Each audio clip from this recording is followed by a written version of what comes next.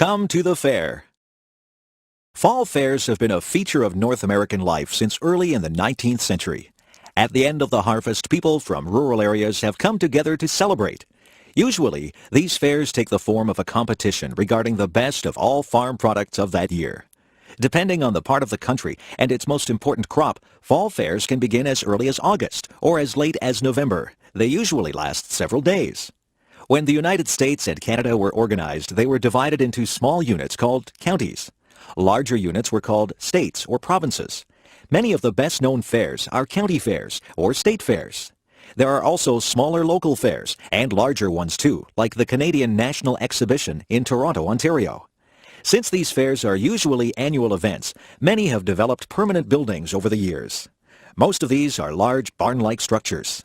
These buildings are used to display new products for farm life, such as tractors, home furnishings, and water systems. Several barns are usually necessary to house all the horses, cows, pigs, goats, sheep, chickens, and other animals in competition. There must also be room to display all the vegetables, berries, and fruits in competition.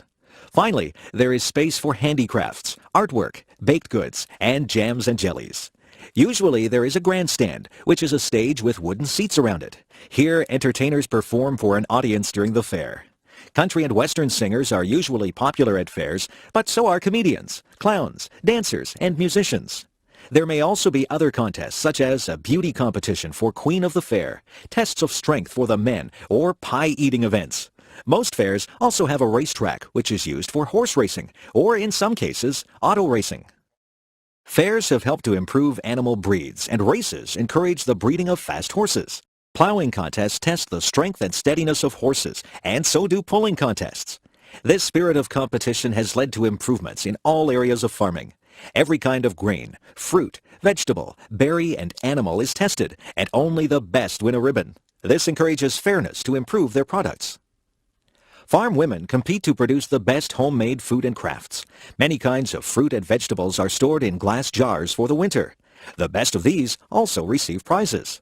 Most fairs have a dining area where there is good food served to the public. The goal of improving farming is sponsored by the governments of Canada and the USA. 4-H clubs are youth organizations that encourage farm children to take an interest in farming. 4-H clubs aim at improving the heads, hearts, hands, and health of their members. There are also women's organizations, such as the Women's Institutes in Canada, which work to make the life of farm families better. Fall fairs have taken over the idea of the midway from the circus. The midway has rides like Ferris wheels, merry-go-rounds, and roller coasters. It also has games of chance and skill, such as trying to throw a small hoop over a large bottle.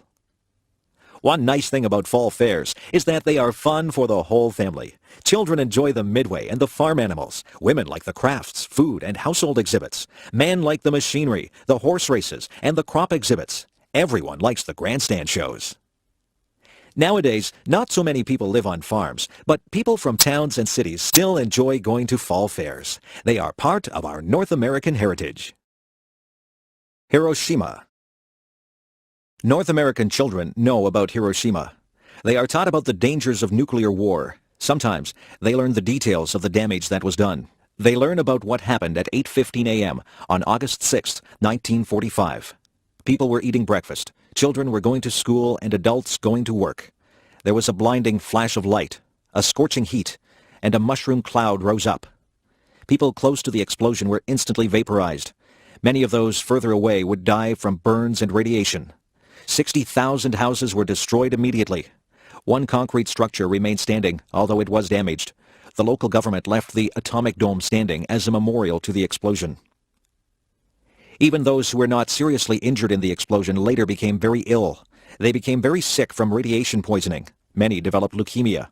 Sadako Sasaki was 2 years old when the bomb exploded. She was apparently uninjured and grew up normally until she was 12. Then she developed leukemia, a disease of the blood and bone marrow. Sadako began to fold paper cranes to protect her from the illness. However, she died in 1955 before she reached 1,000 paper cranes. Her example inspired the Children's Monument at Hiroshima. There is a peace museum in Hiroshima which has objects left by the explosion. These include bottles, metal, stones, and tiles, twisted into strange shapes by the heat. There are objects on which people were vaporized so that their shape appears like a shadow on the material. There are bits of burnt clothing and many photographs. Why was the bomb dropped? World War II was a long and bitter war. The rules of war, which said not to kill civilians, were forgotten. Hitler bombed London, hoping to break the spirit of the English. Then England bombed Germany to destroy the factories and kill the people who worked in them. Americans wanted revenge for the Japanese attack on Pearl Harbor. The U.S. government had spent $6 billion developing the A-bomb and wanted to use it. Some say that they also wanted to warn the Russians not to cause trouble for America.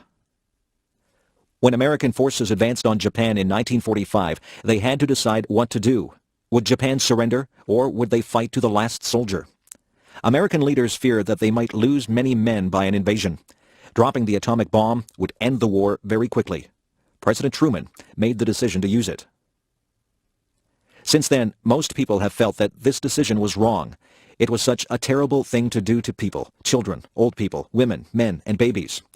Hiroshima inspired many people to try to ban the bomb. They wanted to ensure that atomic bombs would not be used again. Even some of the scientists and air crews involved in making and dropping the bomb at Hiroshima wanted it banned. Perhaps if we can all remember what happened that day, there will be no more Hiroshimas. Niagara Falls. Niagara Falls is one of the world's leading tourist attractions. Millions of people around the world visit here each year. Summers at the falls are especially busy, with traffic jams and parking problems. However, the falls are beautiful in winter too. Many have asked why people travel so far to see water falling over a cliff. The size and beauty of Niagara Falls help to make it special. While many falls are higher than Niagara, very few are as wide or have such a volume of water. It also helps that Niagara is relatively easy to travel to. When the first Europeans came to Niagara, the falls were surrounded by forest. The noise of the falls could be heard miles away before they were actually seen. The first visitors were filled with horror at the sight.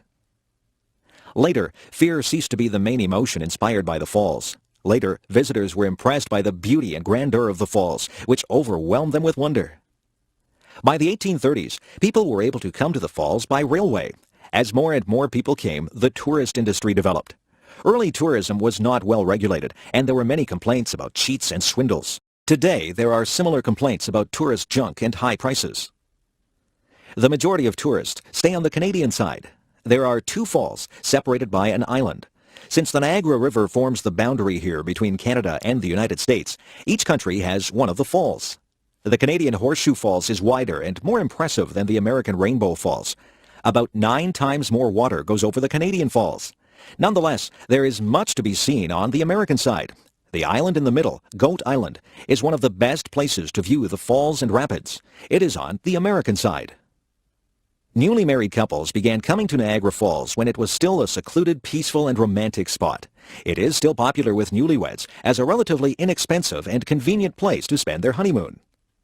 Besides being beautiful, Niagara Falls is also very useful. Their falling water is the power behind several of the largest hydroelectric stations in the world. Much of the electric power used in this part of North America comes from Niagara Falls. In order to harness this power, half of the flow of water is channeled away from the falls during the night and during the non-tourist season. Probably most visitors don't notice the difference. Niagara has attracted many kinds of people over the years.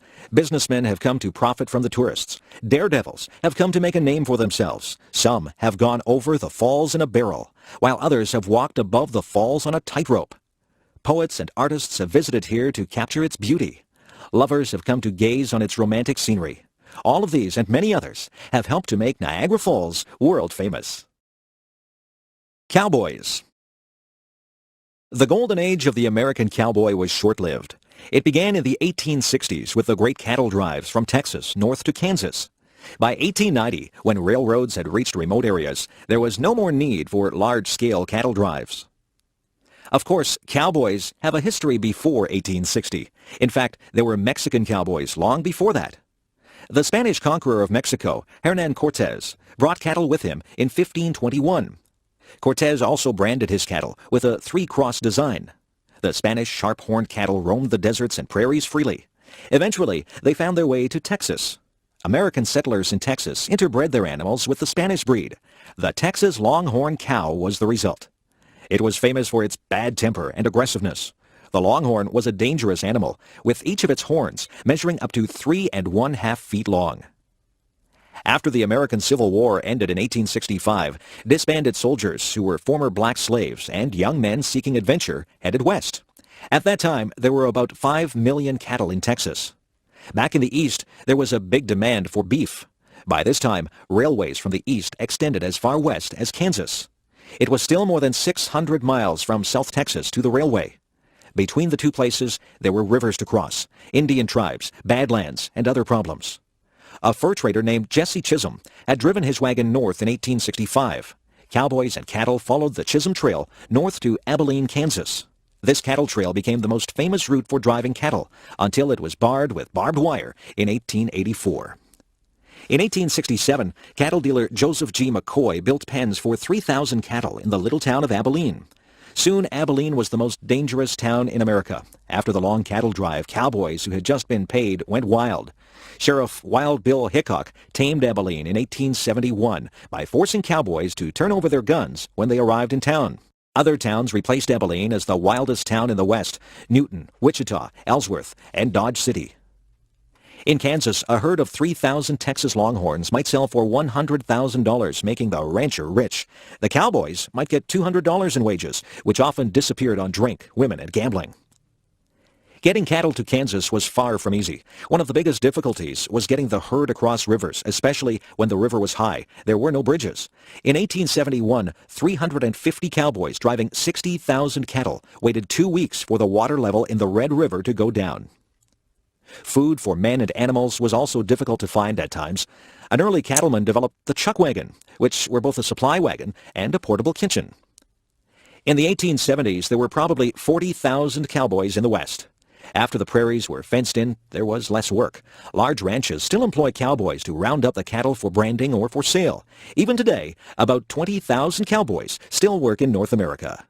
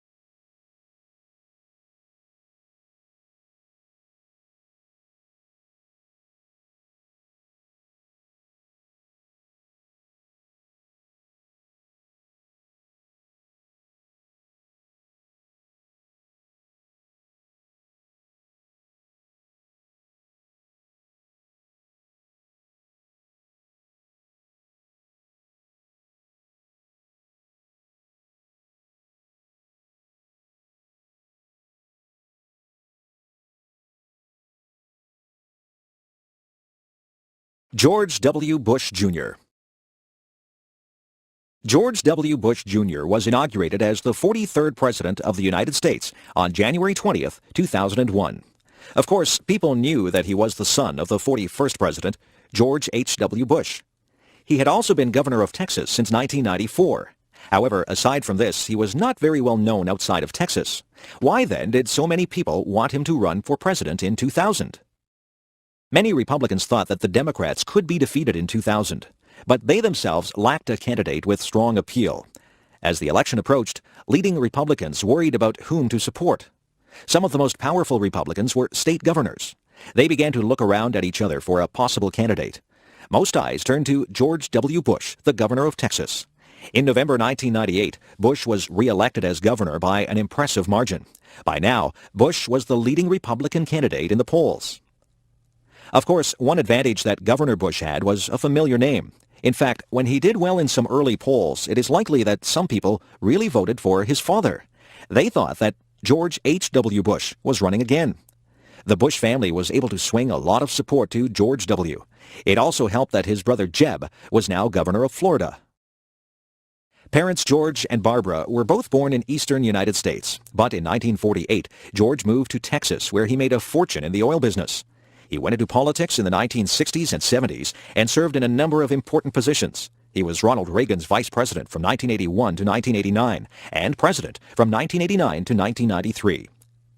George W. was born in 1946, the oldest of the Bush children. 3 more brothers and 2 sisters were also born. The youngest sister died of leukemia as a child. George W. attended the same prestigious Eastern colleges as his father.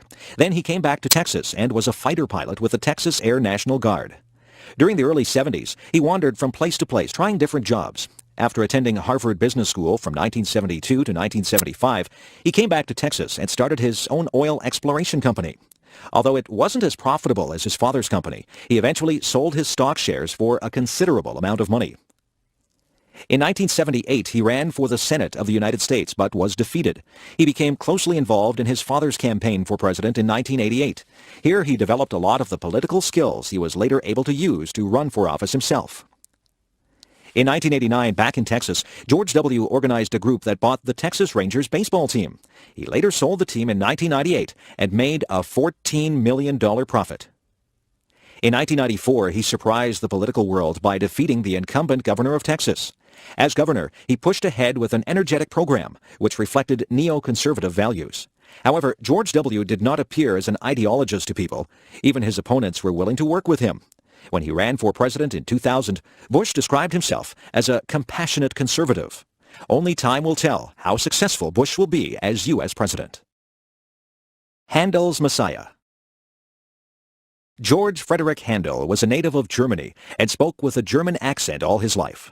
Most of that life, however, was spent in London, England. As a young musician, Handel's sponsor was the Elector of Hanover. Later on, when the Elector became King George I of England, he continued to sponsor Handel. The young Handel went to Italy to study opera. Opera had become a very fashionable entertainment for the upper classes. Handel traveled to England in 1711 and made an immediate success with his operas. Queen Anne granted him a royal pension for life in 1713. Because of this initial success, Handel tried to start a permanent opera company in London, but this failed, and Handel lost money. Since operas used full stage settings with costumes, scenery, and props, they were expensive to produce. Handel decided to produce oratorios in which the parts were simply sung without actions. On August 22, 1741, Handel began to work on his oratorio, The Messiah.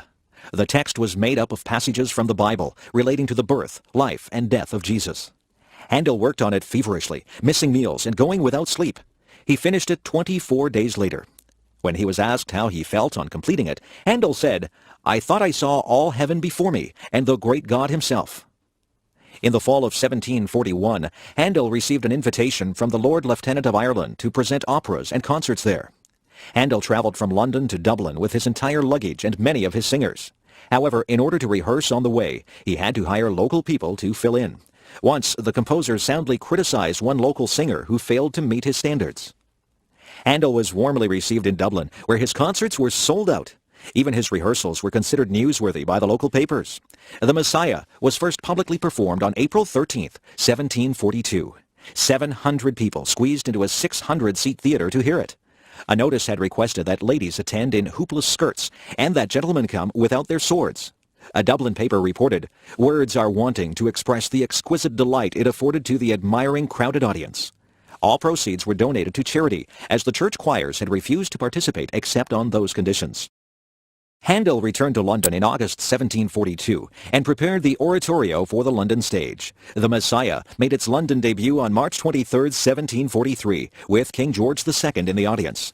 It was during the Hallelujah Chorus that the king jumped to his feet and so initiated a tradition that has lasted ever since. With such oratories, Handel was able to re-establish his popularity and restore his finances in London. The Messiah continued to be performed. After conducting it on April 6, 1759, the old composer collapsed and had to be carried home. He died 8 days later. The Messiah remains Handel's most popular work, combining wonderful music with inspiring religious sentiments. The biblical text speaks of hope and salvation, and the music allows the text to soar into angelic songs. Ireland. Ireland is an island in the Atlantic Ocean, just west of Britain. For much of its history, it has been an advantage to Ireland to be far from the mainland. The Romans or the other early empires never conquered Ireland. It was the remoteness of Ireland that helped preserve much of Christian and classical culture. After the fall of the Roman Empire, wandering tribes destroyed much of what remained on the continent. Finally, it was Ireland's turn to be invaded. First, the Norsemen, or Vikings, attacked during the 800s and 900s. Then, in the 1100s, the English invaded Ireland. Since that time, there has always been an English presence in Ireland. The conflict between the English and the Irish grew worse in the 1500s. Then the English became Protestant, and the Irish remained Catholic. In the 1600s, Oliver Cromwell tried to make Ireland Protestant by driving out the Catholics and bringing in Protestant settlers. In the centuries following, Irish Catholics had very few rights in their own country. The Catholic Irish were not allowed to vote until 1829. Since Irish Catholics were not allowed to own land, they were poor tenant farmers. They paid rent to the English landlords. The main food crop in the 1840s was potatoes. When these became infected by blight, thousands of Irishmen starved. Many others were evicted from their dwellings because they couldn't pay the rent. Hundreds of thousands of Irish took ship for North America. The Catholic Irish preferred to go to the United States because Canada was under British influence. However, many Protestant Irish went to Canada. The influence of the Irish on North American culture has been very great in many areas. Prominent Irish Americans include Presidents John F. Kennedy and Ronald Reagan. Meanwhile, in Ireland itself, a strong independence movement developed. A rebellion against England in 1916 began a struggle that resulted in independence for most of Ireland. Some Protestant areas in Northern Ireland preferred to stay with England. Republican groups such as the Irish Republican Army wanted to liberate the North from British rule. Nowadays, conflict between Protestants and Catholics is limited to these northern counties. Constant attempts are being made to bring the conflict there to an end. Meanwhile, the Irish Republic of Ayr has become prosperous again. It can sell its agricultural products to the European common market. Irish beer and whiskey are sold all over the world. Ireland is also becoming known for its high-tech industries.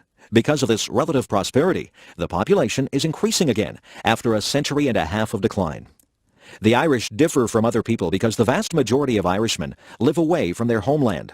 However, this exodus from Ireland has helped to spread Irish music, culture, and products around the world. On St. Patrick's Day, March 17th, nearly everyone becomes Irish for the day. Then there is a great party with Celtic music, Irish dancing, green beer, and the wearing of the green. Louisa May Alcott. New England in the early and middle years of the 19th century had a flourishing culture. People were passionately interested in ideas and education. Most New Englanders were strongly opposed to slavery. They were also concerned about other social issues. New ideas resulted in new kinds of writing. These ideas included the importance of doing what seemed right for them, no matter how different it was from what other people thought. People also believed that nature gave them guidance in our lives, and that it was important to live close to nature. These and other ideas were expressed through teaching and writing. Bronson Alcott was one of those who looked at the world in a new way. He looked for work as a teacher so that he could pass on his ideas to others. However, very few parents wanted Mr. Alcott to teach their children, and very few people were interested in hearing his speeches or reading his books. As a result, the Alcott family was very poor. Fortunately for Bronson, he married a very capable and energetic woman. Mrs. Abigail Alcott helped to earn money to support the family and did most of the work involved in looking after the 4 Alcott girls. The oldest daughter, Anna, was quiet and serious. She rarely got into trouble and was a good helper at home. The second daughter was Louisa May Alcott, who became a writer. She was adventurous and cared very little for rules. She was always saying and doing things that got her into trouble. The third daughter, Elizabeth, was very kind and good-natured. All the others loved her. As a young woman, Elizabeth had a severe case of scarlet fever and never fully recovered. She died at age 23. The youngest sister, May, was talented, but she was rather spoiled. Because there was never enough money, the Alcott girls felt pressure to work at an early age, but this did not stop them from having fun. Louisa wrote little plays that she and her sisters performed at home. They all enjoyed the woods and ponds around Concord, Massachusetts, where they lived most of these years. When they moved back to Boston in 1848, Anna took a job looking after other people's children, and Louisa looked after the house. Meanwhile, their mother worked outside the home. While working on laundry or sewing, Louisa was thinking up stories. At night, she would write them down. When she was 18, she began selling poems and stories to magazines. Within 10 years, Louisa was earning a substantial income from writing. One day, her publisher suggested that she write a story for girls. At first, Louisa didn't like the suggestion, but when she started to write, the ideas came rapidly. Her book was based on her own family and her own childhood. Little Women was published in 1868 and was an immediate success. The March family was very much like the Alcotts. Mrs. Alcott resembles Marmee. Meg is like Anna, and Jo is like Louisa herself. Beth is based on Elizabeth, and Amy on May Alcott. Many of the situations in the book happened to the Alcott family. Nonetheless, many characters and incidents were invented. Little Women and its sequel opened up a new kind of writing for children. While these books did have a moral, they were more lively and interesting than earlier children's writing. Little Women inspired many writers later to write more realistic accounts of childhood. Niagara-on-the-Lake. Niagara-on-the-Lake is a little town at the mouth of the Niagara River. It is only 12 miles north of Niagara Falls. It used to be true that very few tourists would bother to travel from the falls down to Niagara-on-the-Lake. Nowadays, however, the little town itself is a major tourist attraction. The town has a remarkable history. The area played an important role in both the American Revolutionary War and the War of 1812. As a result, the little town has two forts, Fort George and Fort Mississauga. When Fort George was reconstructed for the public in the 1930s, Niagara-on-the-Lake got its first big tourist attraction. Because Niagara-on-the-Lake was the first capital of Ontario, it has many significant firsts. There was the first parliament in the province, the first legal society, the first library, the first newspaper, the first museum building, and many more firsts. Besides its history, the town, which is bordered by Lake Ontario and the Niagara River, has beautiful scenery. On a summer's day, visitors can watch the sailboats going out the river to the lake. On the land side, Niagara is part of the fruit belt of Ontario. Peaches, pears, apples, cherries, and strawberries grow here in abundance. There are also long rows of vines, and winemaking has recently become a major industry. The mild, humid climate allows plants to flourish. The trees, especially the oaks, grow to remarkable heights. Flowering trees and shrubs perfume the air in the spring. Gardens are often spectacular for much of the year. Because of this, Niagara-on-the-Lake attracts many painters and photographers. Many of the private homes also have a long history, and great care is taken to keep them looking their best. The biggest single attraction is the Shaw Festival Theatre. The festival was founded in 1962 by a group of Shaw enthusiasts. Early productions were often held in the historic courthouse on the main street, and plays still take place there. In 1973, however, a new 861-seat Shaw Theatre was built at the south end of town. Since then, traffic to Niagara-on-the-Lake has been steady all through the long summer season. In 1996, Niagara-on-the-Lake was voted the prettiest town in Canada. Partly, it is the scale of things that makes the old town so attractive. The old town is only about 8 blocks long by 8 blocks wide. It has a population of little more than 1,000 people. Nonetheless, there is a lot for people to do and see. There are many interesting shops, old hotels, bookstores, art galleries, museums, a golf course, a marina, historic churches and cemeteries, several parks, 3 theaters, and lots of restaurants. Because it is small, Niagara-on-the-Lake is a good place to walk around or bicycle around. There are also horse and wagon rides.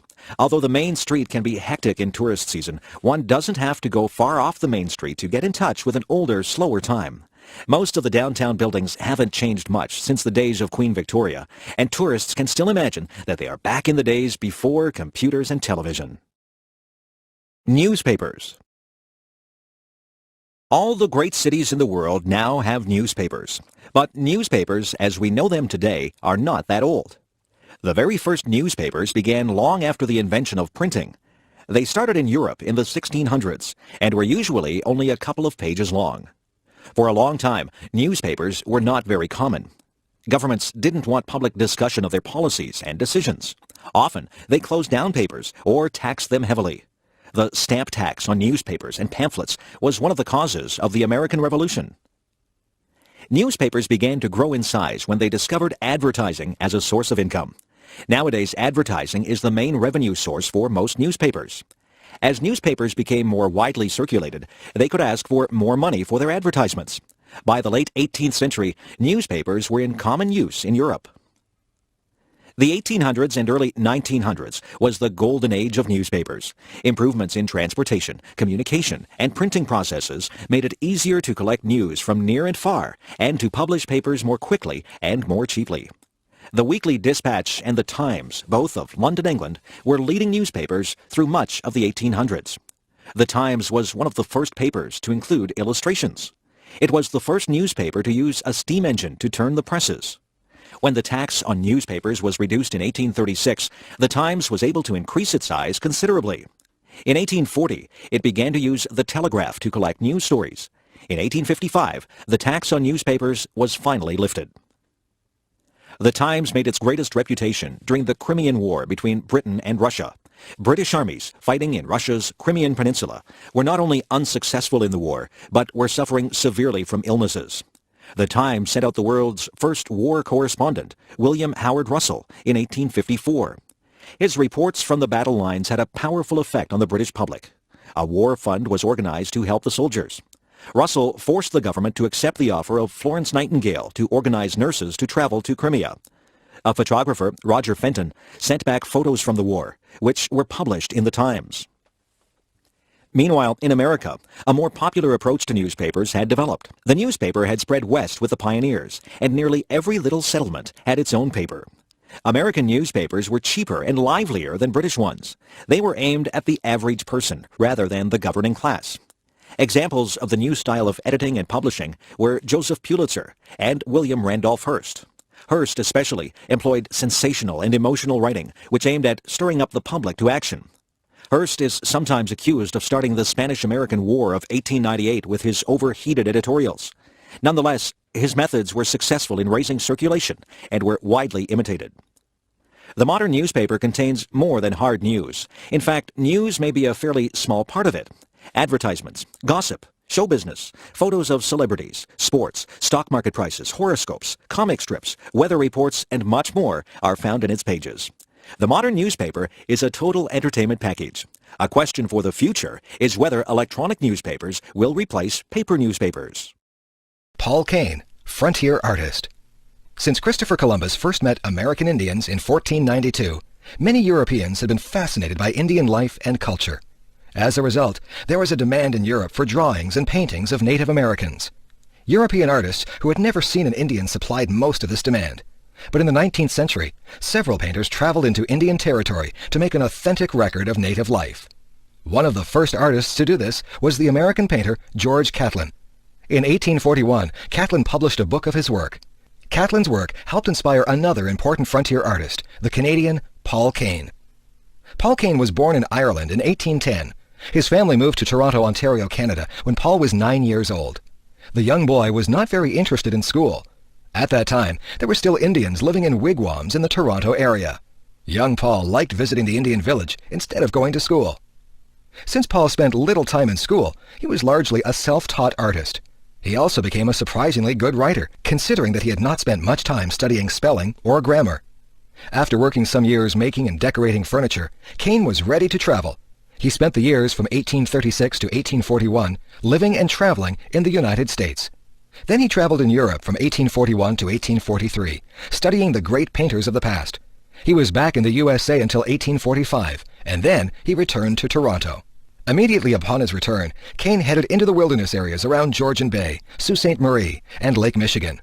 His plan was to sketch Indian life before it disappeared forever. American Indians were dying so rapidly from European diseases such as measles and smallpox that many people believed they would soon vanish as a race.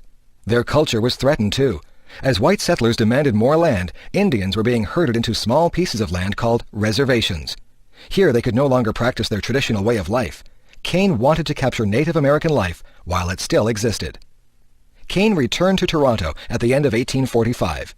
He had received one good piece of advice, and that was if he wanted to travel into the wilderness, he would have to go with experienced people. He was able to get the support of the governor of the Hudson's Bay Company, Sir George Simpson. In May 1846, Kane joined the annual canoe fleet of fur traders going west. Kane would travel all through the wilderness areas of western Canada and northwestern USA. During this time, he made hundreds of sketches of Indian life. Although Kane faced incredible hardships during his travels, he was able to see what he wanted to see. He was able to take part in one of the last great buffalo hunts and killed 2 large bison himself. Traveling west with the fur traders, he visited many forts and trading posts. He saw and painted a prairie fire. He shot a grizzly bear at close range and killed several wolves that attacked his horses. He learned to travel long distances on snowshoes in winter. Finally, he arrived at the Pacific Coast, where he made some fine drawings of the West Coast Indians. European diseases had reached there just before Kane. 1,500 Indians had died near Fort Vancouver in the summer of 1848. One wealthy chief had ruled 1,000 warriors and had 10 wives, 4 children, and 18 slaves. Now, he had only 1 wife, 1 child, and 2 slaves. Kane had not come too soon. However, there were tribes still unaffected by Western culture and Western diseases. Kane also traveled widely around the Columbia River in northwestern USA. Everywhere he went, he sketched Indian chiefs and scenes of native life. On his return trip, he encountered a large war party of 1,500 braves on the warpath against their traditional enemies. He was able to sketch the leading chief, Big Snake, who was later killed in single combat during the battle. When he arrived back in Toronto, Kane gave an exhibit of his sketches and watercolors. Most of the rest of his life was spent turning these drawings into finished paintings. Plains Indians. The best-known picture of an American Indian is a warrior in buckskin riding a horse, wearing a headdress of eagle feathers, and carrying a spear or bow and arrow. This is a picture of a Plains Indian, and it appears in many Hollywood westerns and on the American 5-cent piece. There were many tribes of Plains Indians, for the Northern American prairies or plains stretch from the northern forest of western Canada down to the states of Oklahoma and Texas in southern USA. It's interesting that our image of the Plains Indian is only true for the last couple hundred years. It was not until the 1600s that Plains Indians began to ride horses. There were no horses in America until Spanish soldiers brought them in the 1500s and 1600s. Some of these horses escaped and ran wild on the prairies of America. It was these wild horses that the Plains Indians learned to tame. Before they had horses, the Indians hunted buffalo on foot. Buffalo were huge bison or wild cattle which traveled in very large herds. A big herd might have millions of buffalo. It was difficult to cross the prairie because these animals blocked your way. The Plains Indians had various ways of killing buffalo. Before they had horses, Indian hunters would quietly creep up close to the herd. Then they would fire their arrows together. There was always the danger that the herd would stampede and trample the hunters. Another method was to drive the buffalo over a steep cliff. There are a number of places on the plains where this was done.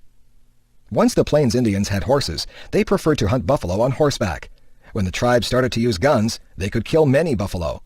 Artist Paul Kane describes a buffalo hunt in the Red River Valley in 1846. The hunters carried their bullets in their mouths so that they could shoot faster. They could ride right into the herd, shooting at close quarters. They would drop an article of clothes on the slain buffalo to mark it for themselves. Then they would continue the hunt. After the hunt, the Indians would skin the animals, and the women would dry the meat and store it in fat. A single hunt might kill more than 30,000 buffalo. The Plains Indians received nearly everything they needed from the buffalo. Of course, they used buffalo meat for food. They also used the buffalo skins for clothing, blankets, and the covering of their teepees. These teepees were cone-shaped tents, which were easy to put up and take down. The Plains Indians were nomadic and followed the animals they hunted. Since these animals were plentiful, Plains Indians usually led a comfortable life. They developed complex religions and social rituals, as well as specialized societies or clubs. There were also rituals and customs for hunting and warfare. Many Plains Indians fought hard against the settlement of the Great Plains. The American government discouraged the hunting of buffalo because without the buffalo, the Plains Indians would not be able to fight. With the buffalo disappearing, the Plains Indians had to give up fighting and move into government-sponsored reservations. Pocahontas and John Smith. In 1606, King James of England approved the establishment of 2 colonies along the eastern coast of America. The northern colony in Maine lasted only a year. The southern one at Jamestown in Virginia became England's first permanent settlement in America. In 1607, the Virginia Company sent 104 settlers to Virginia. The settlers lived in tents all summer. By September, more than 60 were dead because they lacked good food or water. The leaders of the colony were not energetic and did little to make the settlers find food. One member of the company, Captain John Smith, was determined that the colony would survive. Smith pressured the colonists to build huts, a storehouse, and a church. He made daring trips to Indian villages, demanding that they give the settlers food in return for beads and copper.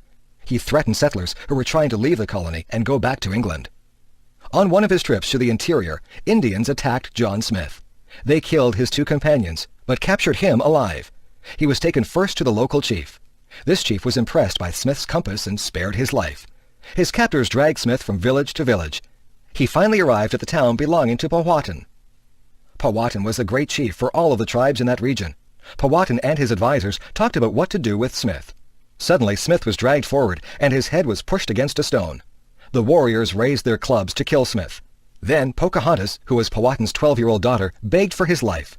Her words had no effect, so Pocahontas ran to Smith. She took his hand in her arms and laid her own head against his head. Smith was released and went back to Jamestown. Soon after Smith returned, 100 new settlers from England arrived. It was a very cold winter, and in January, Jamestown was accidentally set on fire. The settlers suffered from cold and hunger the rest of the winter. Every 4 or 5 days, Pocahontas and her attendants came. They brought food for the hungry settlers. Even so, half of them died.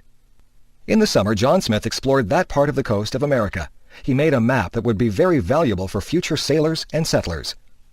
On his return, Smith was elected leader of the colony at Jamestown. However, some settlers did not like having to follow rules. Some encouraged the Indians to try to kill Smith. Chief Powhatan agreed. He also refused to supply food to the colony, hoping to starve them out. Pocahontas warned Smith about the plot against his life. Smith had to fight off several attempts to kill him. Finally, the colony seemed to be growing, and the Indians became peaceful. But in late 1609, Smith was injured in an explosion and returned to England. Pocahontas remained a friend to the colony. She married John Rolfe, one of the settlers. In 1616, she traveled to England with her husband and son. There she saw John Smith once again.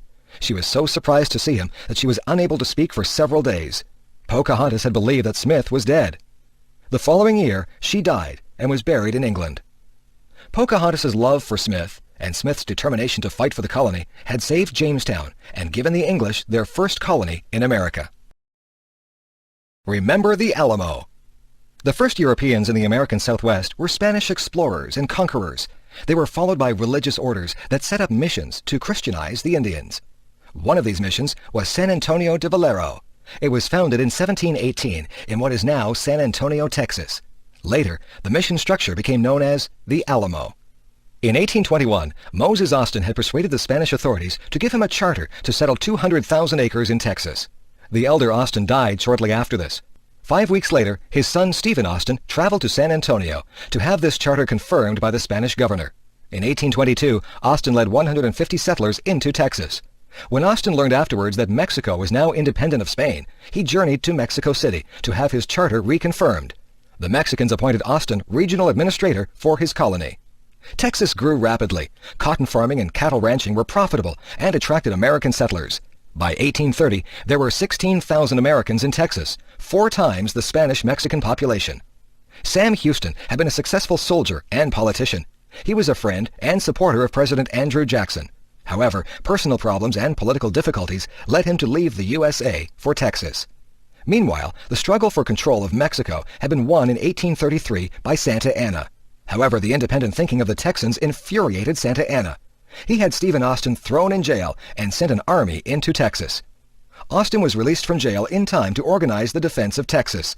The Mexican army was besieged inside the Alamo, and after fierce fighting, surrendered. The Mexicans were allowed to go home. Sam Houston was now elected the state's supreme commander. Not long after this, Santa Anna approached Texas with an army of 6,000 men. Houston decided not to meet Santa Anna in open battle, but to wait for an advantage. He sent frontiersman Jim Bowie to the Alamo.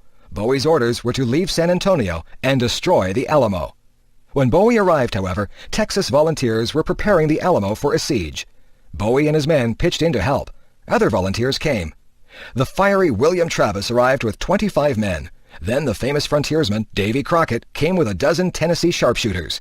When Santa Anna attacked, there were 183 Americans inside the fort. Santa Anna brought up cannon to bombard the Alamo. As the walls began to crumble, 4,000 Mexicans attacked from all 4 sides. The Mexicans overcame all resistance because of their large numbers, but they suffered very heavy losses. All the American defenders were killed. While the battle was raging, the Texans back at the colony declared their independence from Mexico. Sam Houston now gathered men to fight the Mexican army. At first, he retreated while waiting for a suitable opportunity. When Santa Anna's rapid advance left the bulk of the Mexican army behind, Houston prepared to fight. Santa Anna's advance troops moved into swampy land by the San Jacinto River. Houston's men attacked while the Mexicans were having their midday siesta. Their battle cry was, "Remember the Alamo!"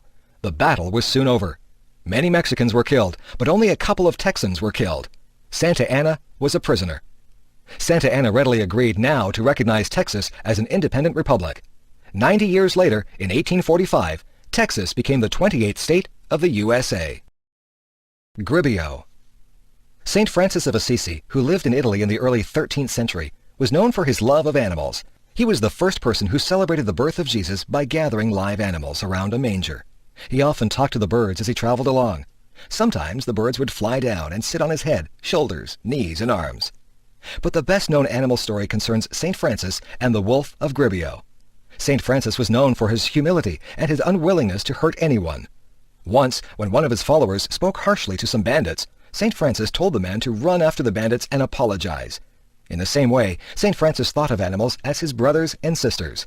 Once when he was warned about some dangerous wolves, he replied that he had never harmed Brother Wolf and didn't expect the wolf to harm him. While Saint Francis was staying in the hill town of Gribio, he heard about a large, fierce wolf. The townspeople were terrified of this wolf and had eaten both domestic animals and humans. Saint Francis decided to help the people and went out to talk to the wolf. The people watched in horror as the wolf came running to attack Saint Francis. But the saint made the sign of the cross. Then he said to the wolf that, in the name of Jesus, it should stop hurting people. The wolf then lay down at Saint Francis's feet. Saint Francis addressed a little sermon to the wolf. He recounted all the terrible things that the wolf had done, but he added that he wanted to make peace between the wolf and the townspeople. The wolf nodded its head in approval. In return for the wolf's agreement to keep the peace, Saint Francis promised him that he would arrange for the townspeople to feed him. When he asked the wolf never again to harm any person or animal, the wolf nodded again. Then the wolf put out its paw as a sign that it would keep its promise. The wolf walked beside Saint Francis back into Gribio. When a crowd assembled, the saint preached to them about how God had allowed the wolf to terrify them because of their sins. He told them to repent, and God would forgive them. Then he spoke of the promise that the wolf had made, and what he had promised the wolf in return. The people agreed to feed the wolf regularly, and the wolf again indicated that it would not hurt anyone. Again, it put its paw in St. Francis's hand. The wolf and the people kept the agreement. 2 years later, the wolf died. The people remembered how it no longer hurt anyone, and that not a single dog ever barked at it. The townspeople of Gribio lamented its death. Whenever it went through town, it had reminded them of the virtues and holiness of St. Francis. Summertime. In North America, July and August are holiday months. Most schools and colleges are not in session then. Families look for activities to keep the children amused. Although not all workers get a full 2 months of holidays, most people take a holiday in the summer. The summer begins with a national holiday. In Canada, July 1st is Canada Day. In the USA, July 4th is Independence Day. A lot of families are soon on the road. Some travel to cottages by the lake. Some go sightseeing or camping. In Canada especially, the summers are short, so people try to make the most of them. In much of Canada and parts of the northern USA are woodlands dotted with lakes. These regions of rocks, rivers, pine trees, and wild animals are not usually suitable for farming. However, they are ideal places to spend a summer holiday. They are far from the cities. The woods are quiet and peaceful. People fish, go boating or swimming, have barbecues outside, or play outdoor sports. Some people spend their whole summer at the cottage. Others go for a week or two. City people who don't have a cottage like to go to parks and swimming pools in the city. If they are near a lake or ocean, they may go there for the day. Many museums, libraries, and art galleries have programs for children in the summer. Swimming is probably the favorite summer sport. It feels wonderful on a very hot day to jump into the cool water. Swimming is also excellent exercise. Besides swimming, baseball and football are also popular in the summer. Spending an afternoon or evening at a baseball game is a favorite summer pastime. Summer is also a favorite time to catch up on reading. Stories of adventures and love novels are favorite light reading. But summer is especially a time for traveling across the country. Some people have a camper or trailer that they can live in. Some stay in campgrounds and sleep in tents. Others stay at hotels or motels, while others rent cottages or cabins for a week or two. Most trips are by car. Many people visit national parks and other wildlife areas. Of course, trips along the ocean and the lakes are favorites. Along the Atlantic Ocean, the coasts of New England and Canada's maritime provinces are especially popular. On the Pacific coast, tourists travel from California all the way up to Alaska. Boat cruises along the shores of British Columbia and Alaska are especially popular. Of course, some people find it most relaxing just to stay at home. Others cannot afford to travel. If you have an air-conditioned house with a television, video player, CD player, and computer, then it can be very pleasant to stay at home. A lot of new movies are released at the theaters in the summer. Air-conditioned theaters with new movies and lots of pop and popcorn are favorite summer places. After 2 months of summer activities, most people are ready to go back to school and work, but they usually have lots of happy memories to take back with them. Telephone systems. When Alexander Graham Bell developed the telephone in the 1870s, it was fairly simple to use. You talked into the mouthpiece and then held it to your ear to listen. For a century or so, using the telephone meant either contacting the operator to dial a number or dialing yourself. After that, all you had to do was talk or listen. Nowadays, the telephone has become a very complex instrument. It rivals the computer as to the number of possible uses. Answering machines have been around for several decades, but they are now being replaced by voicemail. Voicemail does away with the need for an answering machine. Messages are stored on the system. That means it's possible to forward the message to someone else's phone or transfer the call to a more convenient phone of your own. You can also use call pickup so that anyone on your group can answer another's phone. Conference calls have become very common. This is when one person phones first one person, then another, and keeps adding people to the telephone conversation. This can regularly be done with up to 6 people. It is very useful for business discussions where different people need to talk about the same thing. It also speeds up the process of consensus and allows everybody to be in on the decision or discussion. The modern phone has many more features. If you don't want the caller to know what is being said in your office, you can push the mute button. If you want to hang up without putting the receiver down, press goodbye. If you don't want to receive calls, just forward them all into your voicemail. Newer phones will indicate when you have voicemail messages. If you have trouble with these features, an automatic voice will tell you your options. This help system is built into the telephone. For example, the help voice will tell you how to set up a distribution list so that you can send the same voice message to a number of people. It will also tell you how to send a message directly into someone's voicemail. You can designate your message to go to the top of the recipient's voicemail list. You can also program it so that the recipient cannot forward it. Some systems have limits on how much space can be used for individual voicemail. There are a number of courtesies that voicemail users should follow. Your greeting on your voicemail should be simple. If you are unable to take calls for any reason, you might want to explain that in your recorded greeting. If you are on vacation, you might want to include that information in your greeting. Don't use voicemail as a way to avoid answering the telephone. Some people use voicemail to screen calls. This can be annoying to someone who can never contact you directly. Check your messages regularly and reply to them promptly. Enjoy the telecommunications revolution. Texas. The state of Texas is famous for having the biggest and best of everything. Before Alaska became a state, Texas was the largest American state. It was also famous for its huge cattle ranches. Cotton is a major crop, but much of the wealth comes from oil and gas. People think of Texans as being wealthy because there have been lots of cattle and oil millionaires. In the late 19th century, Texas cattlemen used to drive their herds north to Kansas. There, a train to the east shipped the cows. Eventually, the railroad came to Texas, and the great cattle drive stopped. By then, many Texans owned large ranches and were quite wealthy. In the 20th century, oil has made many Texans wealthy. Oil refining has led to chemical industries and synthetic products. Most Texans now live in cities. Many oil companies have their headquarters in Dallas.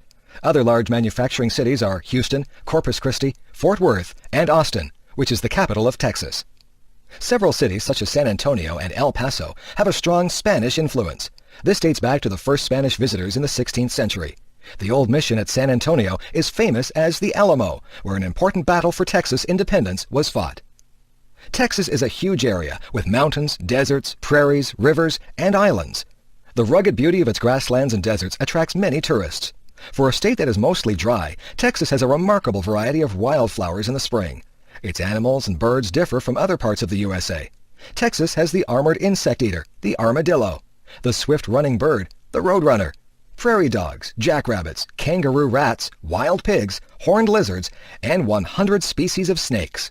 As might be expected also, it has many beautiful kinds of cacti and other desert plants. At its largest, Texas is more than 600 miles wide by 600 miles long. Such a large area develops a distinct culture of its own, and Texans are widely recognized by their accent and manner of speaking, their attitudes and interests, and their sense of independence and self-reliance. Texas is also known for its beautiful women, who regularly win national beauty contests. Its men have a reputation for being rugged, for not talking more than they have to, and for being straightforward and honest. Although many people think of cowboys and Indians when they think of Texas, it is a center for high-tech industries. The American Space Program has its headquarters in Houston, and Mission Control Center is there. Texas is also an important manufacturer of computers and other high-tech products. Oil production is still important in Texas, but it ranks third as a source of revenue behind manufacturing and tourism.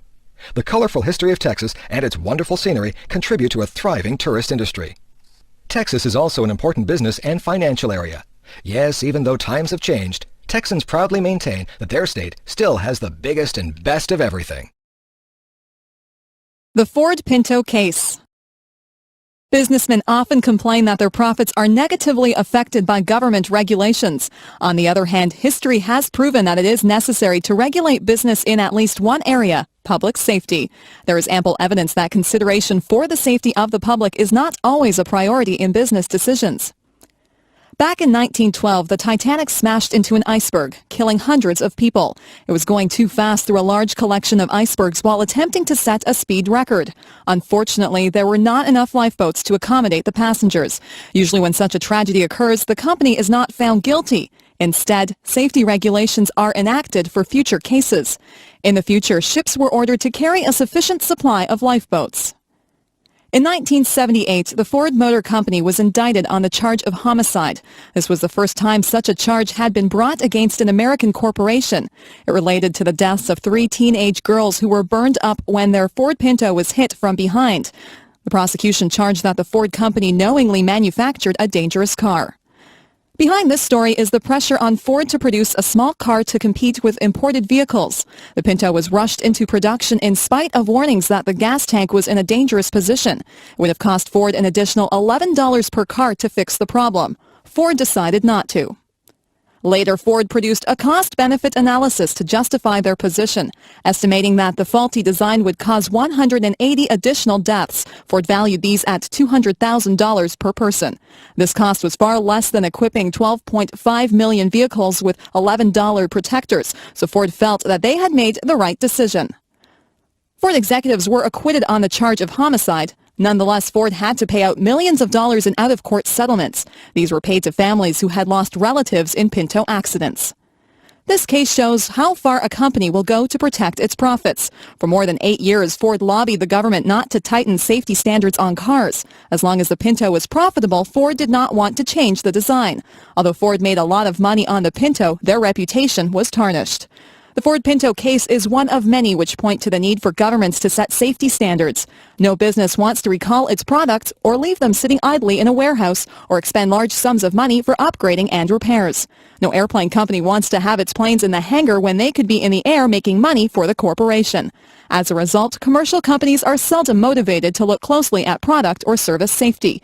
This is especially true today when the bottom line in business is seen as a justification for every decision. For this reason, governments have to oversee issues of public safety. Most businesses are too busy working on profits to have much time or concern for doing so. The Golden Man, El Dorado. When Christopher Columbus sailed west from Spain in 1492, he was trying to reach the Spice Islands, which today are called Indonesia. Spices were very scarce and valuable in Europe at this time. No one knew that 2 vast oceans and the American continents lay between Europe and Asia. Columbus did not find spices in America, but he did bring home some gold trinkets. The American Indians wore these as jewelry. Gold, not spices, was to become the biggest motive for exploration. Expeditions into the interior of the Americas were very costly and very risky. Only by promising the authorities huge profits could sailors and soldiers raise money for their expeditions. They also needed to promise rich rewards in order to get followers and crews. If a leader returned to Europe without gold and jewels, he might end up in jail. No wonder the Spanish conquerors were always searching for gold. At first, the Spaniards stayed around the coasts of the Caribbean Sea, but stories of gold in the interior tempted them to explore inland. They asked the Indians where their gold jewelry came from. The Indians would point further inland. They said that a wealthy people lived in the high mountains that traded gold and emeralds for pearls, cotton, and shells. The Spanish emperor had given the rights to exploit present-day Venezuela and Colombia to his German bankers in 1528. So Germans Dalfinger, Fetterman, and Hohermuth led a series of expeditions into the jungles, grasslands, and mountains. Meanwhile, Spanish conquerors had found immense riches in gold and silver. Hernando Cortez had captured the kingdom of the Aztecs in Mexico in 1519. He had sent immense treasures to Europe. Soon after this, Francisco Pizarro began to explore the west coast of South America. In 1531, Pizarro invaded Peru and destroyed the kingdom of the Incas. Pizarro melted down the gold and silver treasures of the Incas and sent gold and silver bricks back to Spain. The rush to find more gold became very heated. Rumors came down from the mountains of Colombia about a golden man, El Hombre Dorado. There were stories about a king so rich that he wore gold dust instead of a coat. Colombia was the kingdom of the Chibchas. They were a trading people who traded salt and emeralds for gold, cotton, pearls, and shells. The actual gold did not come from their kingdom. It was found in the mountain rivers and brought to the Chibchas for refining and metalwork. Several armies converged on Chibcha territory. The first to arrive was the Spaniard Quesada, coming up the Magdalena River from the Caribbean. He found the chief cities of the Chibchas and seized their gold and emeralds. Shortly afterwards, one of Pizarro's captains arrived from Peru and Ecuador. Then the German Fetterman arrived from Venezuela. Quesada gave the latecomers some gold and jewels to ease their disappointment. Quesada's men also found out about the Golden Man. High in the mountains was a lake created by a meteorite. The Indians believed that the golden god from the sky now lived at the bottom of the lake. When a new leader of the tribe was elected, he was covered in grease and fine gold dust was blown over his body so that he appeared to be made of gold. He was taken out to the middle of the lake on a raft. He would jump into the lake and stay in the water till the gold dust was washed off. It was considered an offering to the god. Gold ornaments were also tossed in the lake. Then the king and his followers would return to the shore. The ceremony was stopped several generations before the Europeans arrived. Many people were unwilling to believe that this was the whole story. They began to search for a golden city hidden in the jungle. Many explorers perished in this search. In their search for gold, the Spanish conquerors destroyed the great Indian civilizations of America. Towns and villages had been ruined, thousands of people killed, and wonderful pieces of art melted down. Some Indians believed that gold must be a food that Europeans desperately needed to stay alive. In many cases, the Europeans destroyed the trading and social systems that had produced their wealth. When we think about the great achievements of a few conquerors and explorers, we're also sad about how much death and damage they caused. The Grand Canyon. The Grand Canyon is one of the most spectacular sights in nature. It is found in one section of the valley of the Colorado River. The river begins its course high in the Rocky Mountains of the state of Colorado. The river travels a total of 1,400 miles through Colorado, Utah, and Arizona, and into the Gulf of California. It forms part of Arizona's border with Nevada and California. The Colorado River is a very swift and muddy river. It carries dirt and rocks down from the mountains. The story is told of an old fur trader who was attacked by Indians high up the river. His only escape was down the Colorado River in a small boat. It was a terrifying trip through rapids and around rocks at top speed. The fur trader was found some days later in very rough shape hundreds of miles down the river. No one would believe that he had come so far so fast. The Grand Canyon stretches for about 250 miles in the state of Arizona. The canyon was carved out by the flow of the river itself. In places, the canyon is more than a mile deep. It stretches from 4 to 18 miles wide at the top. The canyon valley contains worn rocks that rise up like a mountain range. The canyon has been worn down through many layers of rock. The river has cut its way down through layers of sandstone, limestone, and shaped to the granite bedrock. The different layers are of different colors, and the rocks appear very beautiful, especially at sunrise and sunset. Because the canyon is so deep, the climate changes as you go down into the valley. At the top, the climate is typical of a mountain area with evergreen trees. Next, you have typical forest trees. Third, there are plants like cacti that grow in warm deserts. Finally, there are subtropical plants at the valley bottom.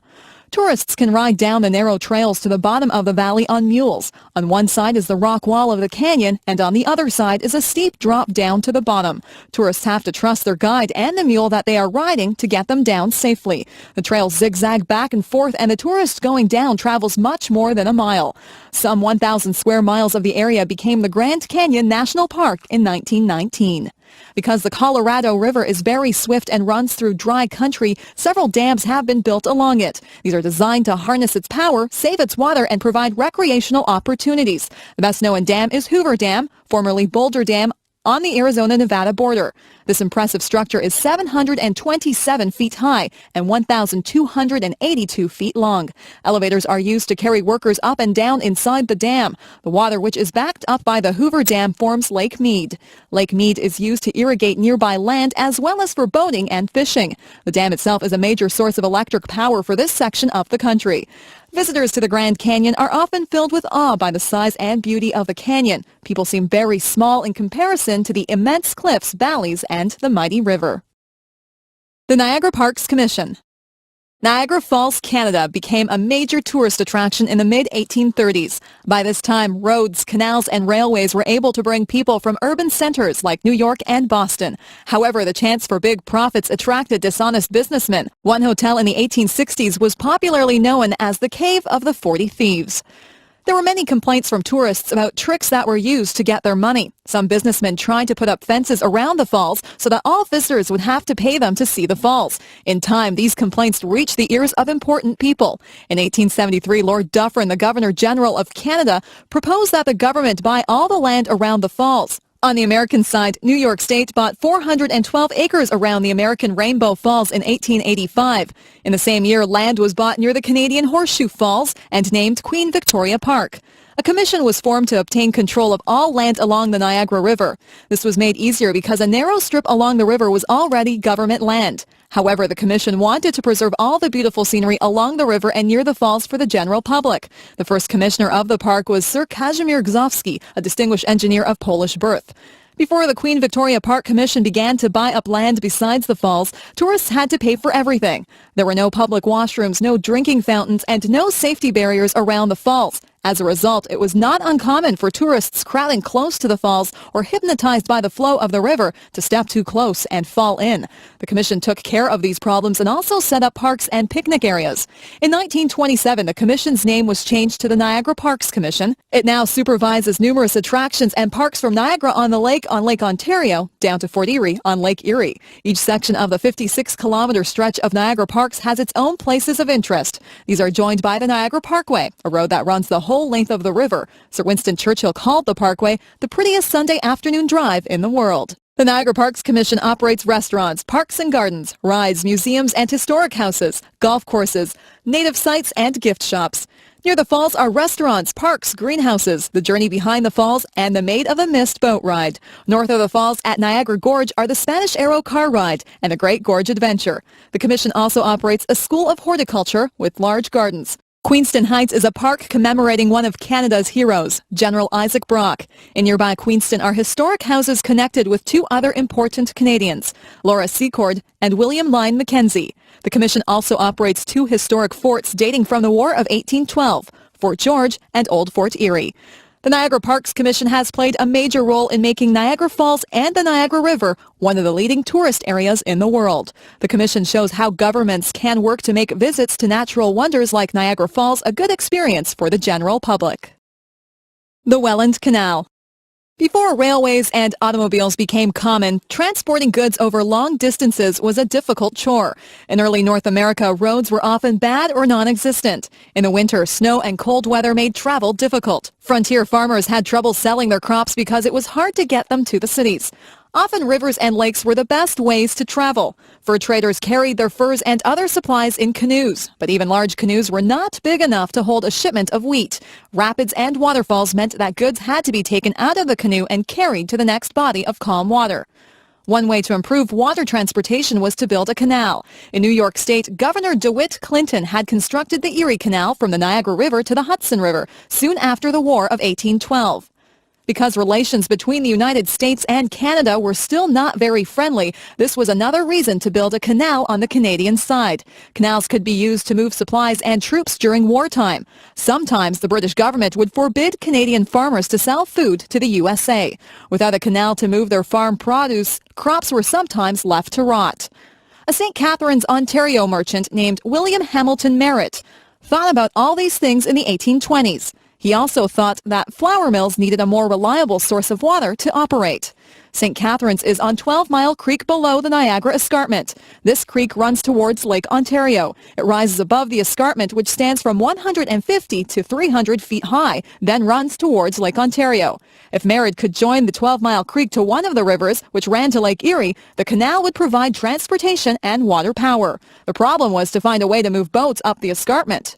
From 1824 to 1829, Merritt and his friends hired laborers to dig away tons of dirt and rock. Nearly all the work was done with shovels, pickaxes, horses, and wagons. In places, the ground was soft and landslides occurred.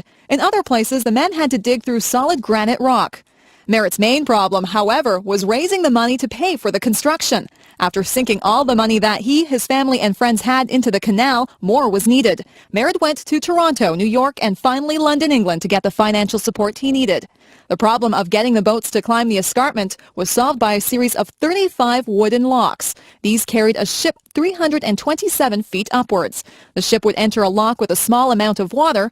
More water would come into the lock, lifting the boat another 10 or 15 feet. Then the ship would move into the next lock and be lifted up again. Boats going in the opposite direction were lowered instead of lifted. The Welland Canal has been rebuilt 3 times since the first canal opened in 1829. Now large seagoing and lake vessels cross the Niagara Peninsula from Lake Ontario to Lake Erie. They carry grain, coal, iron ore, oil, and many other bulk products. The Welland Canal remains one of the most important commercial waterways in the world. Walmart stores. Walmart is now the world's largest retail organization. Walmart employs around 1.2 million people worldwide. In 2000, Walmart had sales of more than $191 billion with profits of $6.3 billion. Profits increased 16% from the previous year. People have come to expect that Walmart's profits will increase substantially every year. Each year, more stores are opened, and Walmart expands into new countries. Walmart also enters new areas of business nearly every year. Few people know that Walmart is also a major real estate company. Sam Walton opened his Walton's Five and Dime in Bentonville, Arkansas in 1950. 12 years later, he opened the first Walmart in Bentonville. His business philosophy was simple: good prices, great selection, and a friendly greeting. Walton was known for the 10-foot attitude. This means that any employee should greet any customer who is within 10 feet of them. He emphasized that it is important to speak to people before they speak to you. Walton also believed that good deals from suppliers should be passed along to customers. The combination of low prices and friendly service is basic to Walmart's success. That one store in Bentonville has become 4,203 stores in the USA, plus another 1,000 outside the United States. Walton died in 1992, but his business philosophy continues to be preached at Walmart's. Each store has greeters who meet the customers at the door and deal with any special needs they have. Having greeters gives the effect of having more service clerks than Walmart really has. Compared to some other department stores, Walmart has relatively fewer employees. Walmart also has the Walmart Foundation, which sponsors numerous good causes. Among their programs are high school scholarships, fundraising for local hospitals and sick children, environmental concerns, and community matching grant outreach. So what's not to like about Walmart? The main complaint is that their business style is extremely aggressive. Walmart's attitudes towards manufacturers and suppliers are, you do it our way, or we won't do business with you. This puts Walmart at an advantage over smaller retailers who don't have the same retailing power. Walmart has been known to demand that its suppliers provide products at discount for Walmart store openings, levy fines for shipment errors, tell manufacturers what products, styles, and colors to make, etc. Walmart expects product delivery in 2 days and expects manufacturers to cooperate with its promotional and retailing strategies. In effect, any company that works with Walmart becomes one of their employees. Any company which so dominates one area of the market will have a lot of power. So far, Walmart has been successful in getting what it wants and providing customers with what they want. Yellowstone National Park. The Rocky Mountains of North America are quite old. Even though they were very volcanic millions of years ago, only a couple were still active today. In Yellowstone National Park, however, there is a large area of land which indicates recent volcanic activity. This area contains hot springs, geysers, and mud springs. Hot springs, like geysers, are caused by underground water being heated by hot rocks down in the earth. This hot water is then forced to the surface. When the surface rock is soft or porous, then the hot water bubbles up like a spring. When the surface rock is hard, then the hot water shoots up through any hole in the rock that it can find. These spurts of hot water are called geysers. Yellowstone also contains mud pots or mud springs. These happen when the hot water is turned to steam and the steam carries mud and clay to the surface.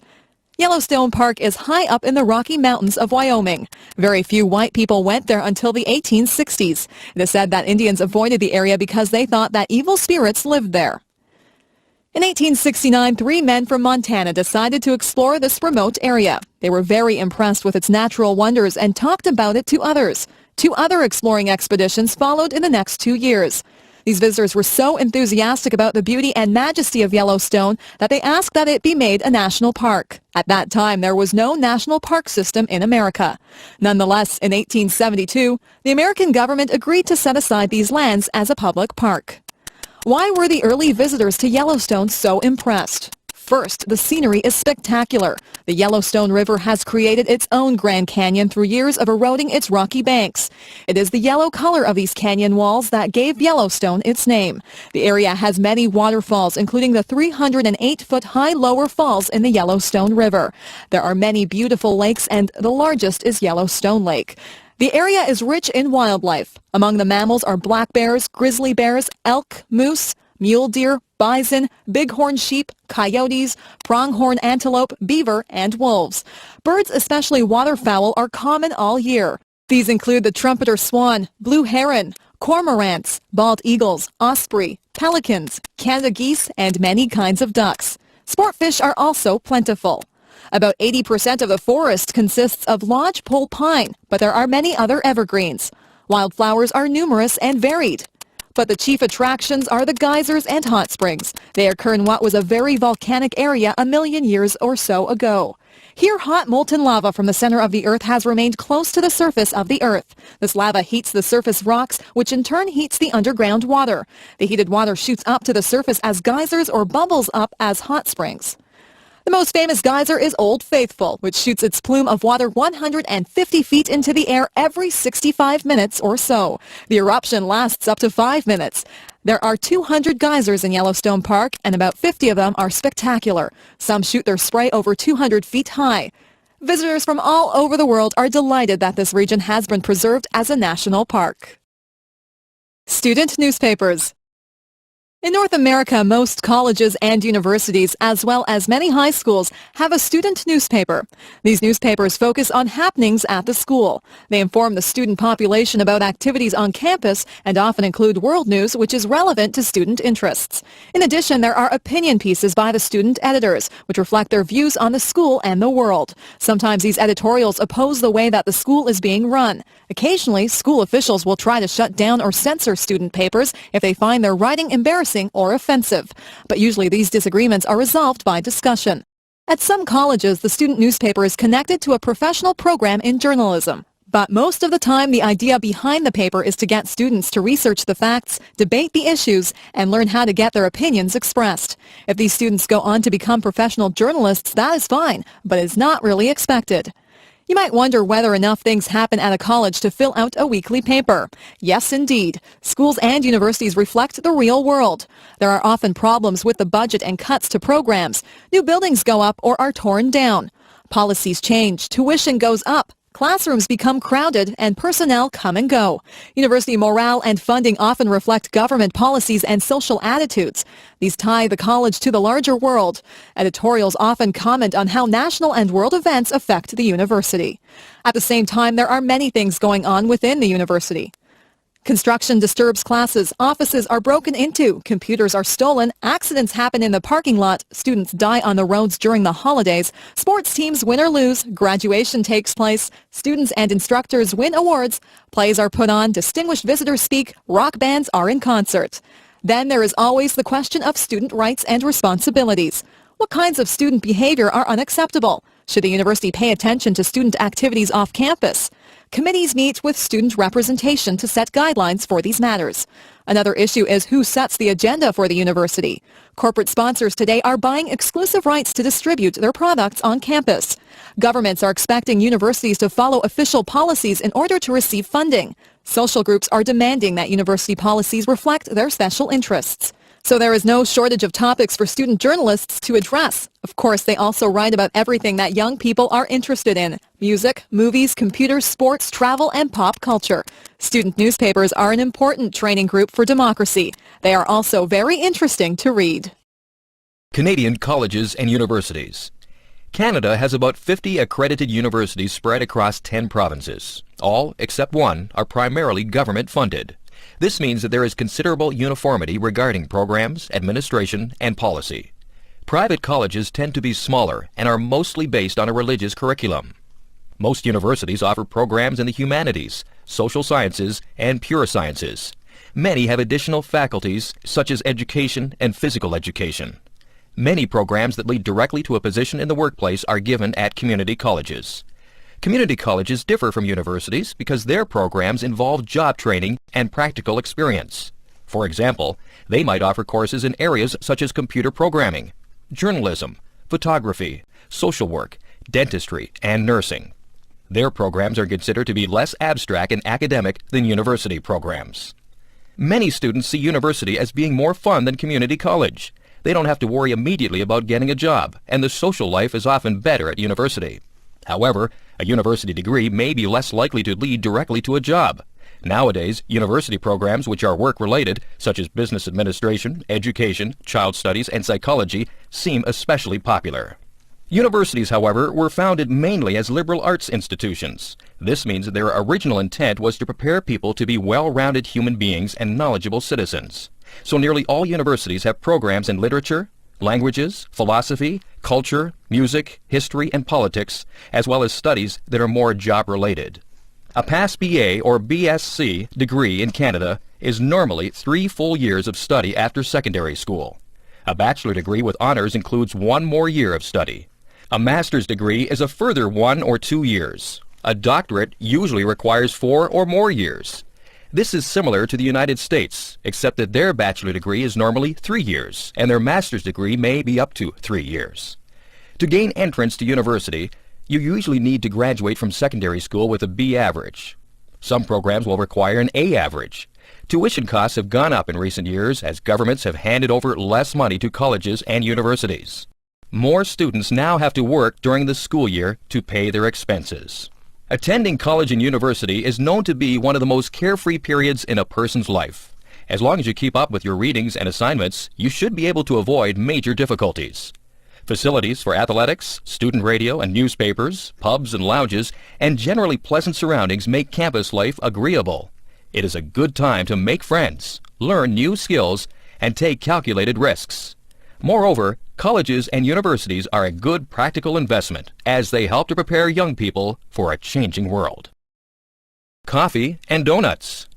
Let's go for coffee. All over North America, friends like to meet at the coffee shop. Here people sit and talk about the day's business, news and sports, personal concerns, shop talk, or simply gossip. Coffee shops have an informal atmosphere that encourages conversation. You don't have to dress up either. Students drop in wearing t-shirts and blue jeans and sit beside businessmen wearing suits and ties. Many coffee shops are open 24 hours a day, including Sundays and holidays. That way, people who work at night or who have trouble sleeping can drop in at any time. Because coffee and donuts are relatively inexpensive, people feel comfortable sitting for a while, knowing that they are not spending a lot of money. Although coffee and donuts are the main items sold at coffee shops, many also serve other beverages and desserts, and sometimes a light lunch. Many patrons have a favorite kind of coffee or other drink and will drive past other coffee shops to go to one that serves the flavor they like. Visitors from other countries are often surprised at how roomy these coffee shops can be. Some are as large as regular restaurants. Having a nice bit of space around them encourages people to relax. Some people arrange regular dates and meet every day or every week at the same time. For example, retired friends may get together every weekday morning at 10 a.m. Others stop every morning at the drive-in line to get their coffee for work. Even people who have coffee machines at home or at work like to go to coffee shops to get a special kind of coffee or a favorite treat. It might seem that the business owners would not make much money just selling a few items, but in fact, many coffee shops do extremely well, especially if they are located in a busy traffic area. Then business tends to be steady all through the day. Not only do people come in and sit down, but there is usually a lot of takeout business as well. People go to coffee shops not only to socialize with family and friends, but also to discuss business or treat their employees to a snack. Others go there to read the newspaper or a favorite magazine. Some people even go there to do work. This article was written in a coffee shop. Of course, people who come here usually like coffee and donuts. Coffee is the favorite hot drink in North America, but most shops also serve tea, hot chocolate, and cappuccino, as well as some other cold beverages. Donuts are usually round and are small deep-fried breads with various toppings. Most donuts have a hole in the middle. Even these holes, which are punched out of the donut, can be sold separately as a kind of mini donut. Everywhere you go in North America, you will see coffee shops. So take half an hour to stop in and relax. You'll enjoy the great North American coffee break. Medical missionary. During the reign of Queen Victoria, 1837 to 1901, British people traveled around the whole world. They charted the seas, mapped out distant countries, and studied plants, animals, and people. They also claimed many lands for England. This kind of international travel was made easier by improved transportation and communication. New inventions such as steamships, trains, telegraphs, and telephones made long distances seem smaller. Of course, People had different reasons for going to distant lands. Some were businessmen who saw economic opportunities overseas. Soldiers wanted fame and a chance to enlarge the British Empire. Big game hunters wanted to be the first to shoot strange animals and bring back trophies to England. Scientists intended to study unknown animals and plants. Missionaries planned to be the first to introduce Christianity to faraway people. In 1836, a young Scotsman called David Livingstone began to study medicine in Glasgow. Livingstone intended to become a medical missionary. This means that he would be a doctor, as well as a preacher and teacher. Livingstone, 1813 to 1873, came from a poor family. From an early age, he had worked 14 hours a day in a clothing factory for very little pay. But he was determined to learn. He took his books with him to the factory and read as he worked. Then, after work, he would go to his teacher to learn more. Livingstone's goal was to teach faraway people about Jesus. However, unlike some missionaries, he was also interested in science, geography, and exploring. He had planned to go to China in 1839, but because of the Opium Wars, no missionaries were being sent there. Instead, he asked to go to South Africa. Europeans had traveled around the coasts of Africa for hundreds of years, but very few white people had traveled inland. A missionary named Robert Moffat, who had begun a mission at Kuriman in the interior, inspired Livingstone. Livingstone arrived in Kuriman in 1841. This was the farthest outpost of white settlement, and no one seemed to want to go further inland. Livingstone felt that the missionaries should go to the Africans, rather than waiting for the Africans to come to them. With a fellow missionary, he set out. When they came to an African tribe, they would talk to the chief and ask permission to preach to his people. Livingstone would also set up a tent and treat the people who had diseases. After a while, he would move on to the next tribe. Once Livingstone learned the Bantu language, he would talk to many Africans, but sometimes he needed interpreters. There were many diseases, including malaria and sleeping sickness. Livingstone suffered much of his life from river fever. He was also so weak that he rode on the back of an ox. Livingstone wanted to stop the slave trade. At this time, the slave trade was the most profitable business in Africa. Livingstone hoped that if other kinds of trade were developed, then slavery could be abolished. In order to open up trade, he wanted to find an easy route into the center of Africa. Livingstone kept going further into the interior. He was probably the first European to cross the Kalahari Desert before reaching Lake Ngami in present-day Botswana. Not long after, he traveled further inland. He explored the sources of the Zambezi and Kansai rivers and eventually reached the west coast of Africa and Luanda, Angola. Livingstone was being criticized for neglecting missionary work in order to explore.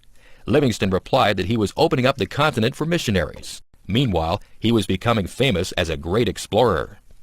The British government commissioned him to explore the Zambezi River. They hoped that ships could sail up the river into the interior. Unfortunately, the Zambezi had too many rapids. However, Livingstone did find a route up the Shire River to Lake Nyassa. He continued to struggle against the slave trade, which is now being taken over by Arabs. Livingstone died in Africa in 1873. He was the first white man to explore Botswana, Zimbabwe, Zambia, Malawi, and surrounding areas. He was not only a great explorer, but also a fine doctor and a good missionary. Nowadays, the countries that Livingstone visited are nearly all Christian, just as he had hoped they would be. Favorite cookies. North Americans are known for their sweet tooth. This means that they like snacks with lots of sugar. Americans drink a lot of coffee, tea, and hot chocolate, and usually they have something sweet with their drink. Cookies are one of America's favorite desserts. The word cookie comes from a Dutch word meaning little cake. People from Europe brought their favorite recipes with them when they came to America. The English brought their custom of having tea in the afternoon. Usually with their tea, they would have cakes or biscuits. Biscuits are usually hard wafers, like, for example, ginger snaps. In fact, the Italian slang word for Englishman is cake eater. In the early days, all cookies were homemade. But in the late 19th century, biscuits began to be manufactured in large quantities by machine. In 1912, the National Biscuit Company, Nabisco, in the USA, introduced Oreo cookies. This cookie has a rich cream vanilla filling between two crispy chocolate wafers. This product was designed to meet the demand for an English-style biscuit. Oreos were good to dunk in a drink, to eat whole, to eat in parts, or to use in cooking. Oreos have become both America's and the world's favorite commercial cookie. New varieties of Oreos are added regularly to the original product. Although commercial biscuits like Oreos are very popular, many people prefer home-baked ones. In fact, there is a whole line of commercial cookies called home style, which try to imitate homemade cookies. The most popular cookie in America can be either bought in a package or baked at home. These are chocolate chip cookies. Ruth and Kenneth Wakefield operated the Toll House Inn in Whitman, Massachusetts. One day, in 1930, Mrs. Wakefield ran out of baking chocolate for her baking cookies. She broke up a chocolate bar and added the pieces to her cookie mix. She expected that the chocolate bits would melt into the dough when she baked them, but they didn't. Soon, chocolate chip cookies were being made commercially by adding small chunks of chocolate to regular chocolate cookie dough. Lots of people like to make their own by adding commercial chocolate chips to their dough. Now, chocolate chip cookies are the most popular kind of cookie in North America. Over 7 billion are eaten annually here. Half of all the cookies baked in American homes are chocolate chip cookies. Experiments in baking and packaging have led to new kinds of cookies. Recently, soft cookies have become very popular. Since they are packaged in foil, they can stay fresh and soft for many months. It seems likely that the love of cookies will be around for a long time. Florence Nightingale. It could be said that Florence Nightingale was responsible for inventing modern nursing. Indeed, Nightingale did open up the professions to women generally. Her example and influence during the mid to late 19th century were an important factor in opening doors to women. Nightingale's own life reflects many of these changes. She was born in 1820 and was one of 2 daughters of a wealthy English family. Her mother was a beautiful society lady who had once turned down a favored suitor because he was not wealthy enough. She wanted both her daughters to be socially popular and to marry rich and important men. Florence's father ensured that she had a good education, but she was frustrated because girls and women were always under parental supervision. She felt called to a life of action, but her family insisted that she divide her time between being with her family and attending social functions. She was not allowed to do anything on her own. When she was 16, Nightingale said that God spoke to her and called her to do His work. But Florence didn't know what work she was being called to do. Years passed away while she sat with her mother and sister, or attended dances and concerts, or traveled to Europe. Nightingale became more angry and rebellious. She offended her family and friends by refusing to marry several prominent men who wanted to marry her.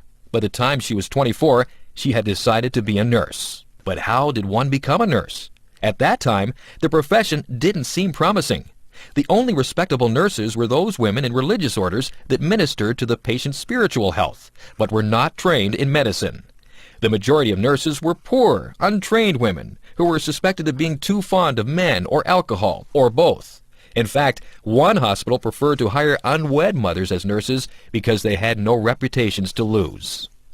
Nightingale's family was horrified by her plans.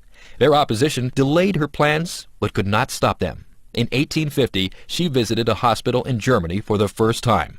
In 1853, she was appointed superintendent of a women's nursing home in London. But Florence was still waiting for her true calling. In 1855, the Times of London was printing reports from the Crimean War. France and England were fighting Russia in the Crimean Peninsula. After one Allied victory, the wounded French soldiers were well taken care of, but the wounded English soldiers were left to die. Back in England, there was a public outcry. It was Florence's opportunity. She was soon on her way to Istanbul, Turkey, with 38 nurses. Scutari, Turkey was the hospital where the British wounded were brought. This so-called hospital was a death pit, where 42 out of every 100 men died. The army was unwilling to listen to Miss Nightingale or to let her tend the wounded. She had to wait until conditions became so bad that the regular medical officers were overwhelmed. As soon as the army turned to her, she immediately went to work. She had the entire hospital cleaned, a new kitchen set up, and a good water supply obtained. The death rate dropped to 22 out of every 1,000. Nightingale became famous overnight. Although her efforts in the Crimean War injured her health, she continued her work back in London. She published a 1,000-page report on medical conditions in the British Army, several books on nursing, and her own proposals and suggestions. She also set up a training school for nurses. Long before her death in 1910, she had seen nursing become a well-established profession. Almost single-handedly, she had helped to bring about proper treatment of the sick and injured. Harriet Tubman.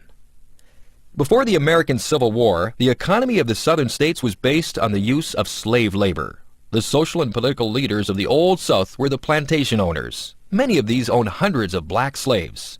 The slaves were mainly used to pick crops, like cotton and tobacco. Harriet Tubman was born in 1820 in the state of Maryland. As a girl of 7, she was sent into the fields to work with the adult slaves. The slaves worked from sunrise to sunset, picking the crops. Often they sang songs while they worked. Slaves were not taught to read or write. It was feared that reading and writing would help slaves to escape the plantations. Harriet Tubman was illiterate. Later in life, when she was in danger of being captured, she picked up a book and pretended to read it. This fooled the bounty hunters. When she was 15, Harriet helped another slave to escape. The overseer was so angry with her that he hit her over the head with an iron weight. Harriet was knocked unconscious for many days. All the rest of her life she suffered from headaches and sudden sleeping spells. Harriet escaped from the plantation to Philadelphia, Pennsylvania. Since Pennsylvania was not a slave state, Harriet was fairly safe there. She was able to return secretly to the plantation and bring the rest of her family to freedom. There were already people working to bring black slaves up from the South to freedom. These people, both white and black, used the language of the railroad.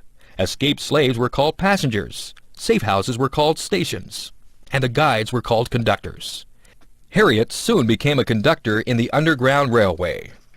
In 1850, the American government passed a second Fugitive Slave Act. This put more pressure on northern states to return escaped slaves to the South. Because of this, the Underground Railway went further north to Canada. In 1793, Upper Canada, Ontario, had passed a law bringing a gradual stop to slavery. In 1834, slavery was abolished in the whole British Empire. A lot of escaped slaves had come to Canada before 1850, but now nearly all escaped slaves tried to go there. Harriet Tubman rented a house in St. Catharines, Ontario. This provided a shelter for new arrivals. Harriet made about 11 trips from Canada to the U.S. during these years. In all, she brought back about 300 people. Escaped slaves had to travel by night and suffered hardships in bad weather. They had to hide during the day wherever they could.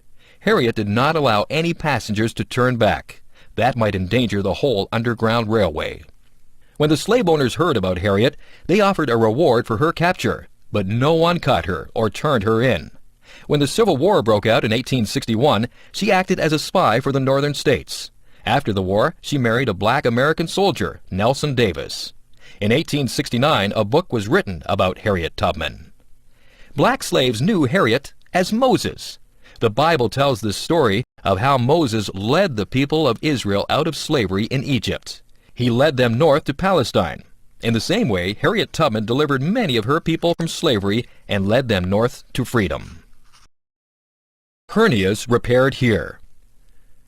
A hernia occurs when there is a tear or weakness in the muscle layers of the abdomen. This allows the intestines to push forward into the gap. Usually the person feels some discomfort and may notice an egg-shaped swelling. In a few cases, the muscle layers may clamp down on the protruding intestine and cut off its oxygen supply. This can result in death if medical help is not readily available.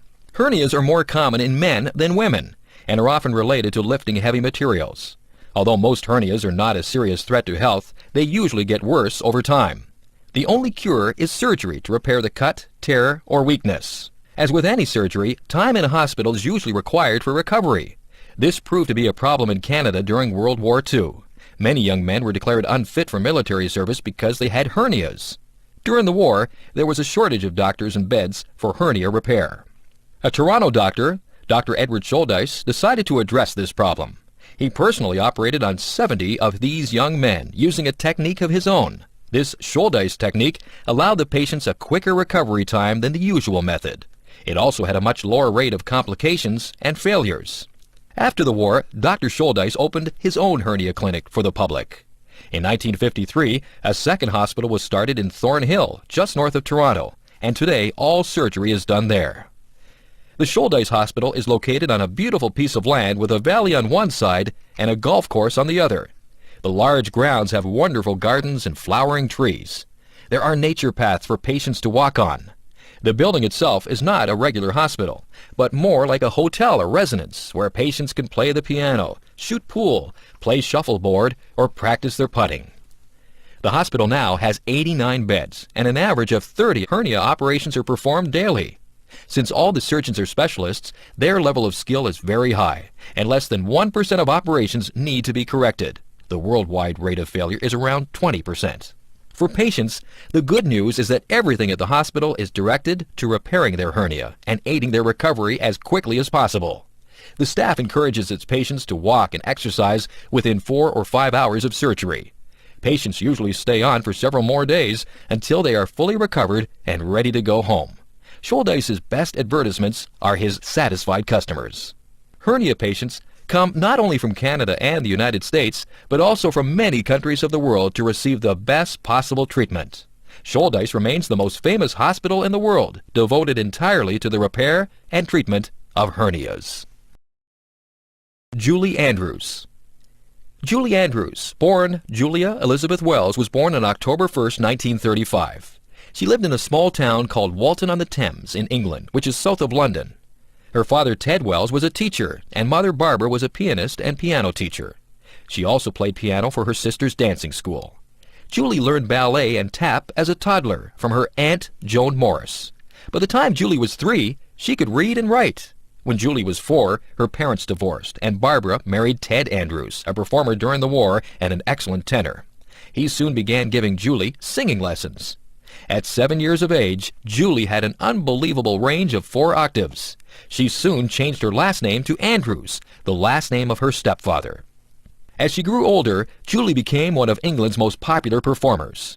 In early childhood, Julie loved to play with her 2 younger half-brothers, but soon went on to stardom.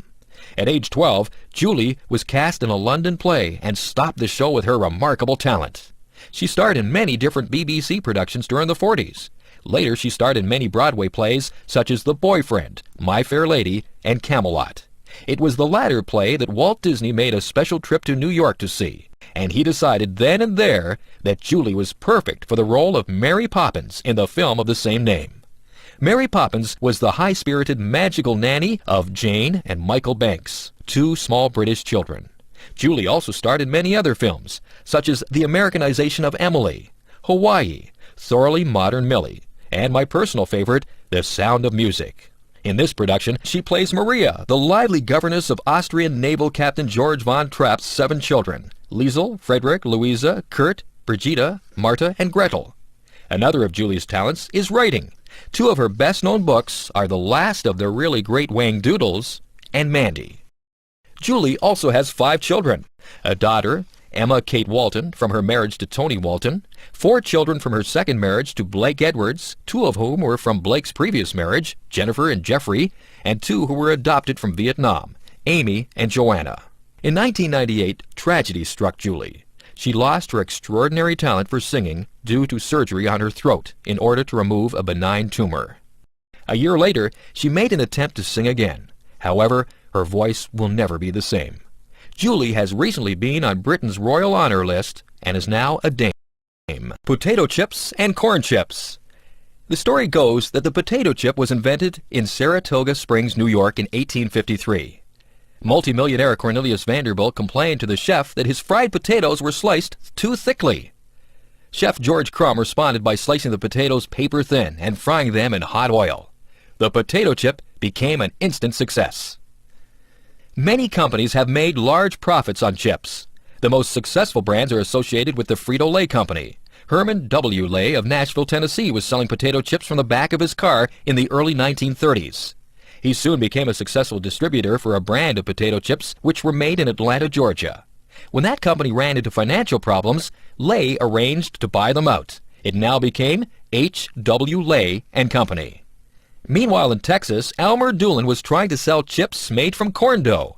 This was an old Mexican recipe which Doolin had found in San Antonio, Texas.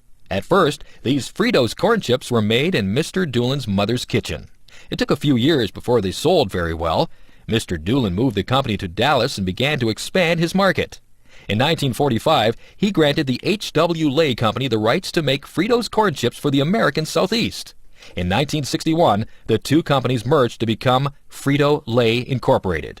In 1965, Frito-Lay merged with Pepsi to become PepsiCo Incorporated, one of the largest snack food and beverage companies in the world. In 2000, Frito-Lay sold 58% of all the snack chips in the USA. In Canada and the United States, Frito-Lay products had sales of $9.9 billion. The most popular brand was Lay's potato chips, followed by Doritos, Ruffles, Tostitos, Cheetos, and Fritos. Internationally, Frito-Lay has 28% of the market worldwide. That amounts to $5.9 billion annually. Why are potato chips and corn chips so popular? Well, they are versatile. You can eat them by themselves or with a sandwich for lunch. They can replace other forms of potatoes and corn. They can also come in various flavors. For example, potato chip flavors include ketchup, salt and vinegar, barbecue, dill pickle, and cheddar. Potato chips can be thick or thin, ridged or flat, spicy or bland.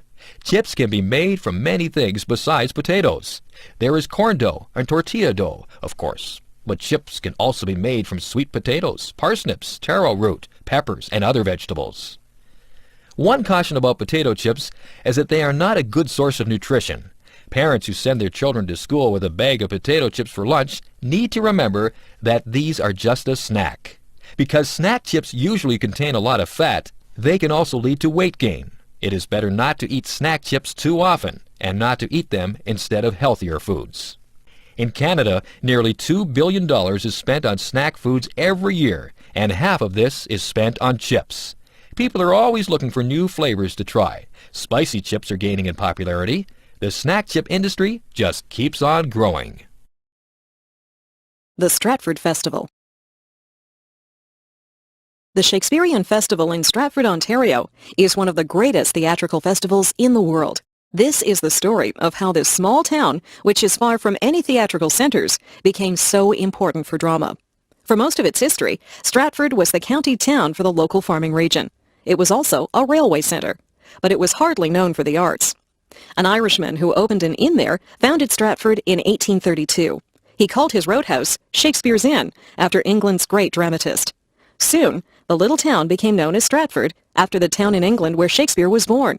The local river was likewise called the Avon, after the English River. The little town grew gradually and became the local centre for government and law. Stratford people seemed to enjoy the association with Shakespeare. Many streets were given Shakespearean names, such as Arden Park, Portia Boulevard, Romeo Street, and Viola Court. Local schools received names such as Hamlet Public School or Falstaff School. There was still no attempt at Shakespearean theatre in Stratford, Ontario. In 1913, the Canadian Pacific Railway threatened to take over the town. They proposed a railway line running through the centre of Stratford, which would have taken over much of the town's parkland. The townspeople voted down this proposal. Instead, they expanded the parkland along the Avon River. These parks were enhanced with gardens, and in 1918, a pair of swans was added. These swans were an imitation of the swans on English rivers. In 1950, it appeared that the railway would be closing some of its workshops in Stratford. The town was looking for ideas that might lead to new employment opportunities. This was when one citizen, Tom Patterson, suggested that the town sponsor a drama festival. Patterson was able to get Irish director Tyrone Guthrie to come to Stratford in 1952. Guthrie agreed to head up the 1953 season. Everyone in Stratford pitched in to raise the necessary money and prepare the stage. Since there was no time to put up a building, the plays were staged under a huge tent. 2 plays were put on during a 6-week season, and with great success. In 1957, a permanent theatre was built. The Stratford season in 2001 runs for more than 6 months, from late April to early November. There are 14 plays in production at 3 different theatres.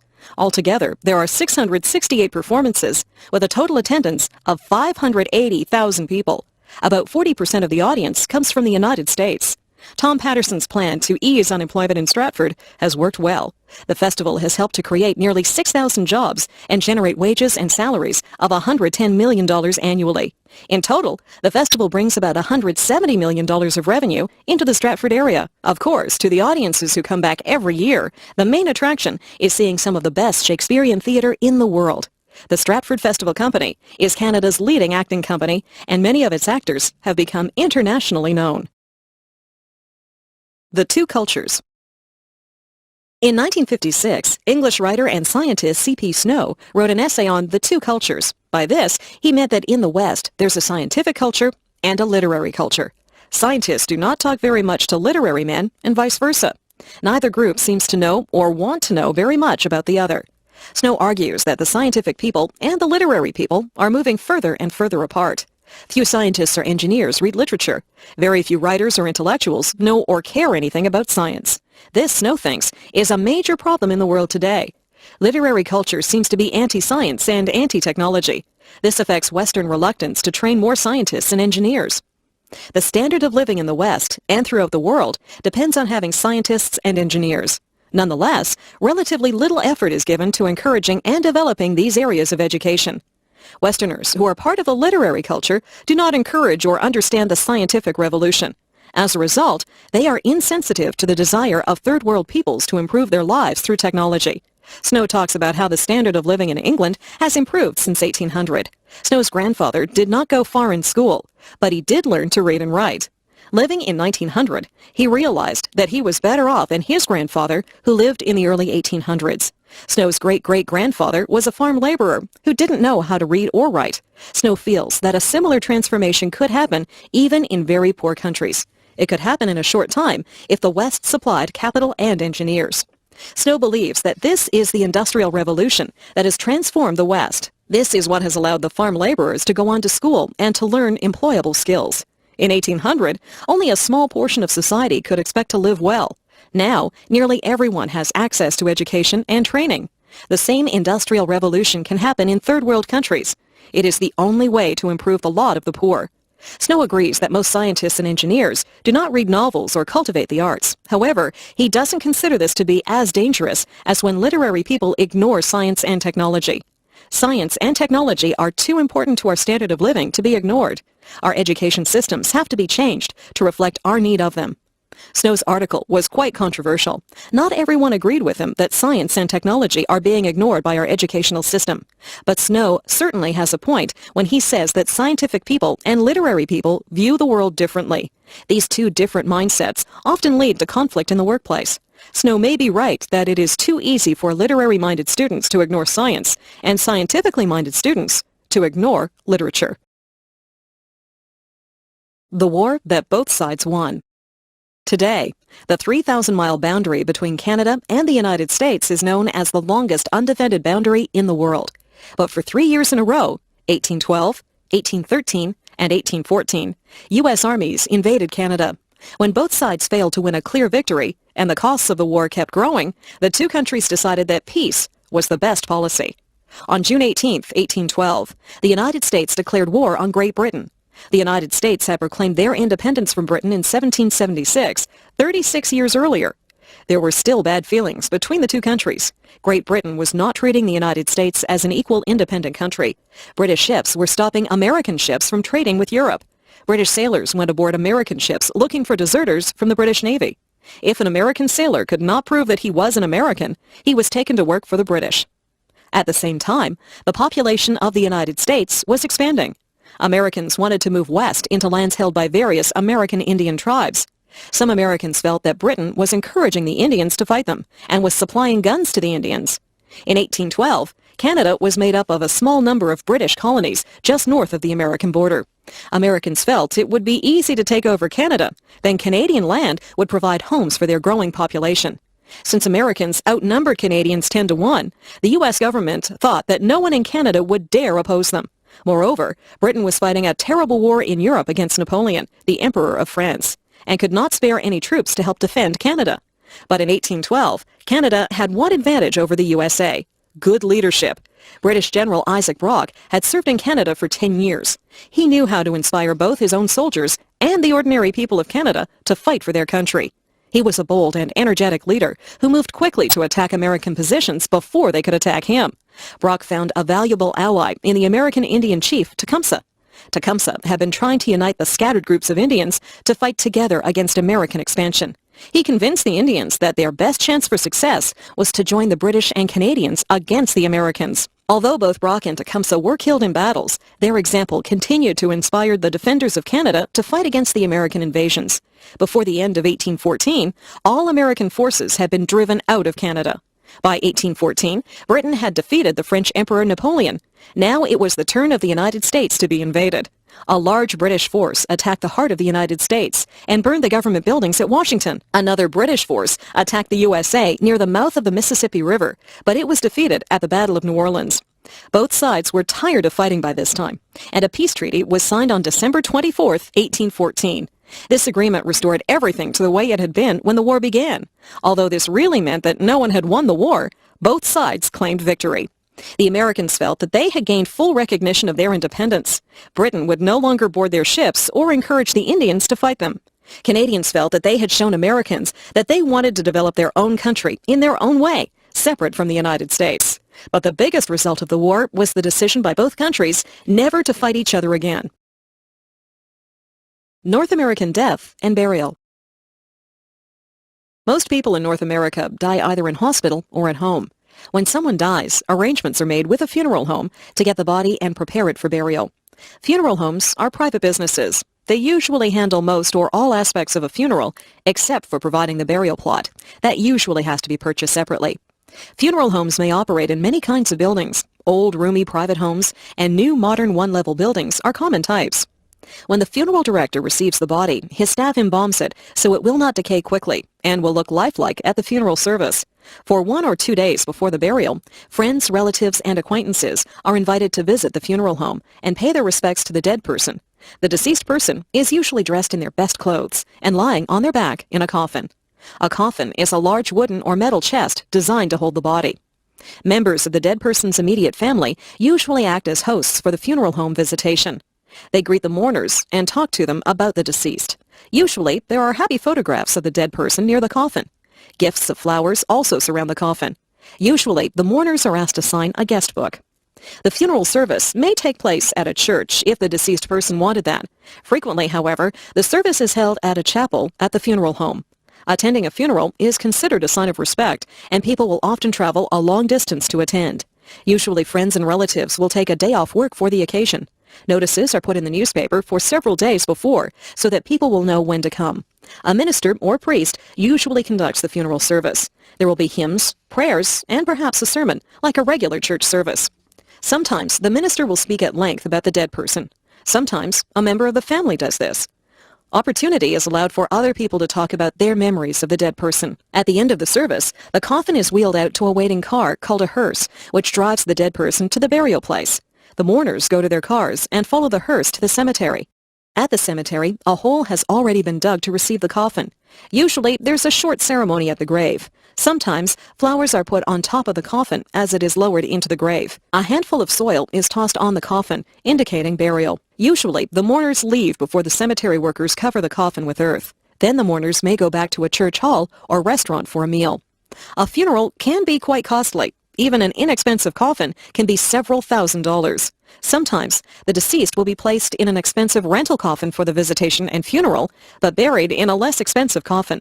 Even so, a full funeral rarely costs less than $5,000 and is usually quite a lot more. This does not include the price of the burial plot or the stone grave marker. Sometimes poor people are buried at government expense. It is traditional in North America to bury the whole body in the ground.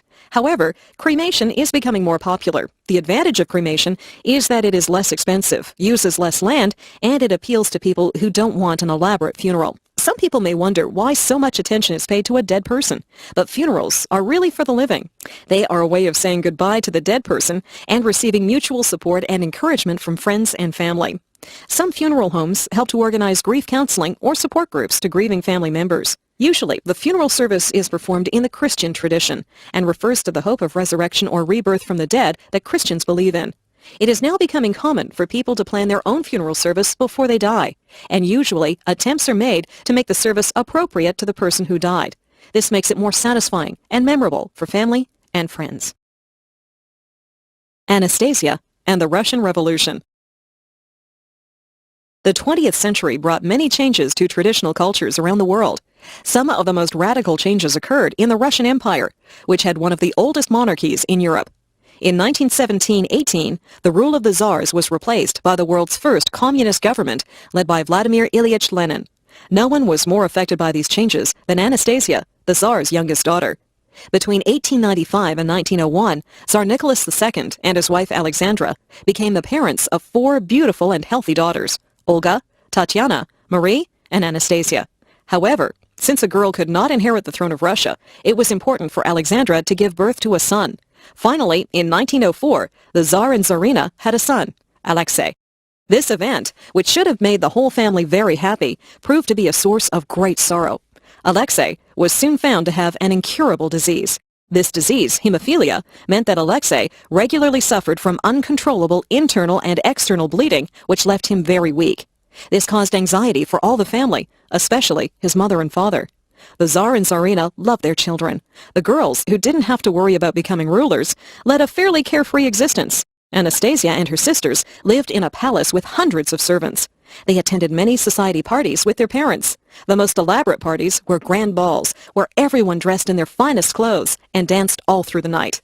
The absolute rule of the Tsar was not popular with everybody. The majority of the population was poor peasant farmers who could barely keep themselves and their families alive. If they moved into the city to get jobs in the factories, they had to work long hours for very low wages and live in slum conditions. Popular opposition forced the Tsar in 1905 to give up some of his power to an elected parliament. None of the girls married. They all lived a happy life together. They moved from palace to palace, attended by their private tutors, visiting the beach and sailing on the royal yacht. Anastasia was the clown of the family. She didn't like schoolwork, but she enjoyed painting and photography.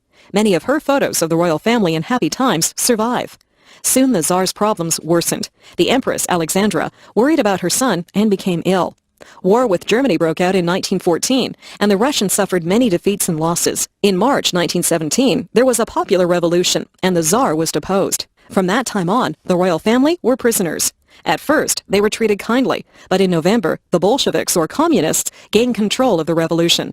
Lenin and his followers hated the Tsar. The royal family had been living in Tobolsk in Siberia. Because of fears that they might escape, they were brought back to Ekaterinburg, in the Ural region.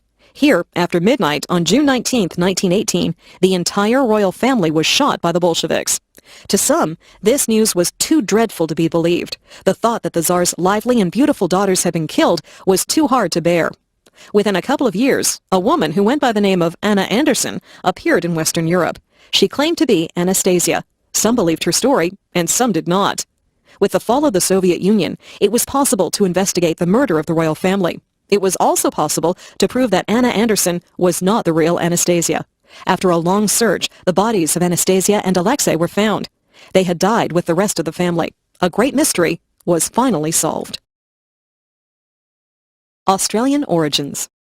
In many countries, leading families proudly trace their ancestors back to some significant group of people. In the USA, prominent families may boast that their family came over on the Mayflower in 1620. In England, ladies and gentlemen are happy to announce that their ancestors came to Britain with William the Conqueror in 1066. In Australia, however, many leading families are reluctant to talk about their origins.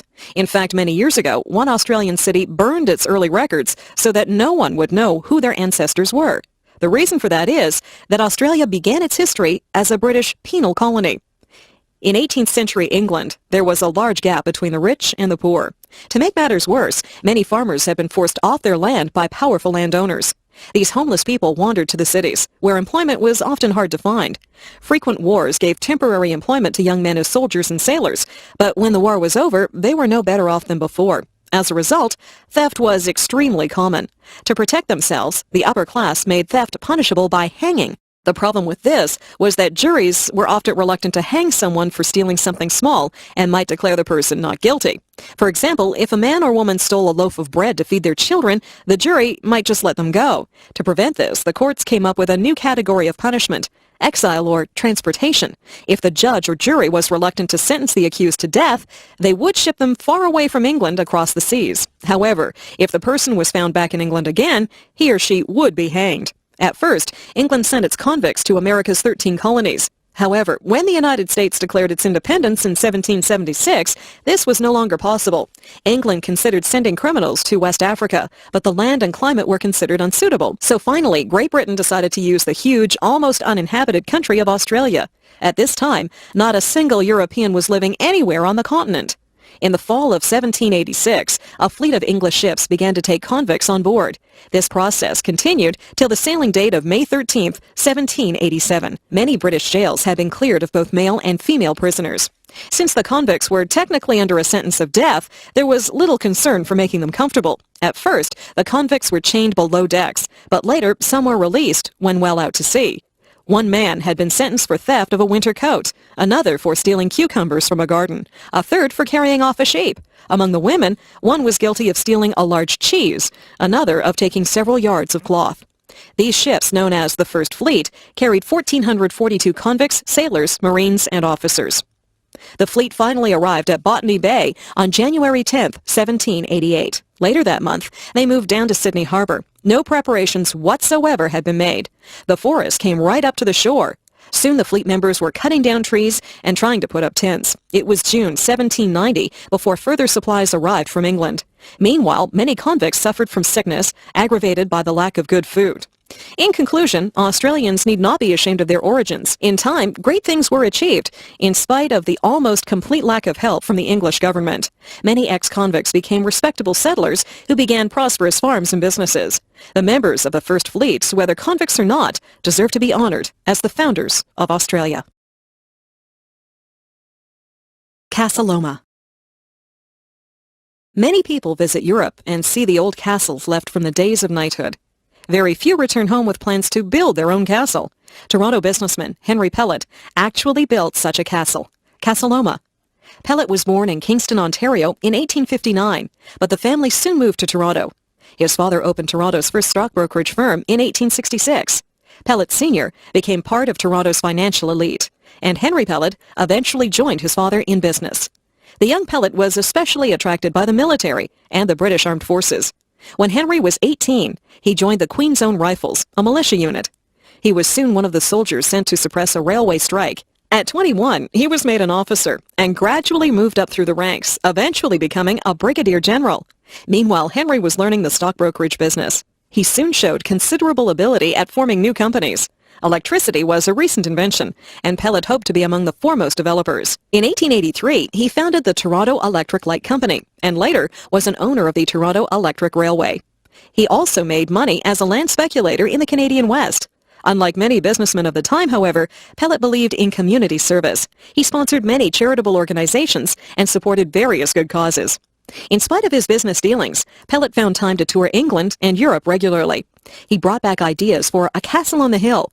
Pellet's castle, however, would not be a damp, drafty castle of the Middle Ages. It would have the latest technology.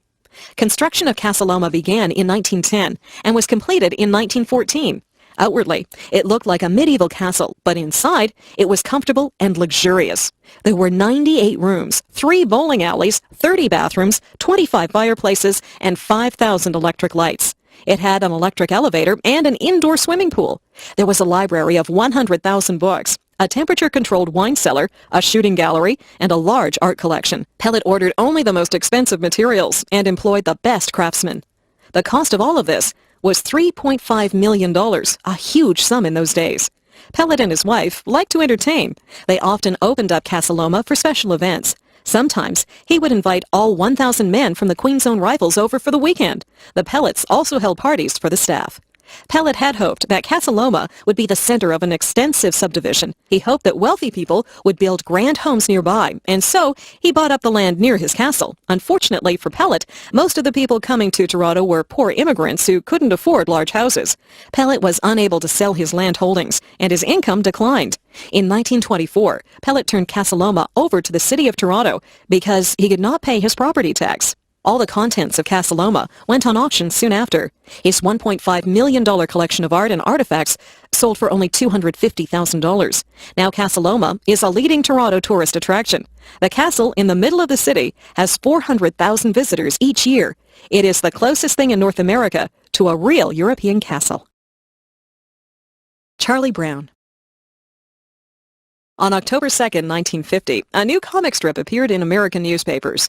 The hero of the strip was a round-headed kid named Charlie Brown. In the very first cartoon, 2 young schoolmates watched Charlie Brown walking by, and one comments, "Well, here comes old Charlie Brown. Yes, sir, good old Charlie Brown. How I hate him."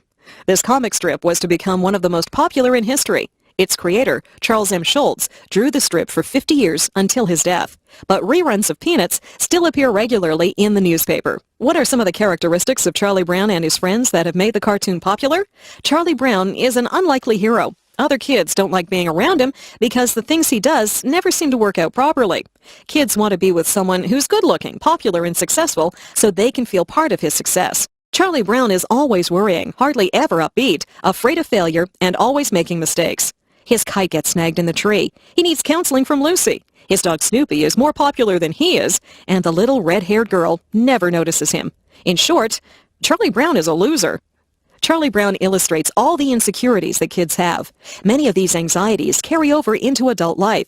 Sometimes they reflect problems in the life of the comic strip's creator, Charles M. Schulz. Schulz suffered from depression much of his life and had a difficult time in school. He was not very popular with his classmates. Humor and laughter are often a way of dealing with problems. And in the Peanuts strip, the world can laugh at all the silly things that people do.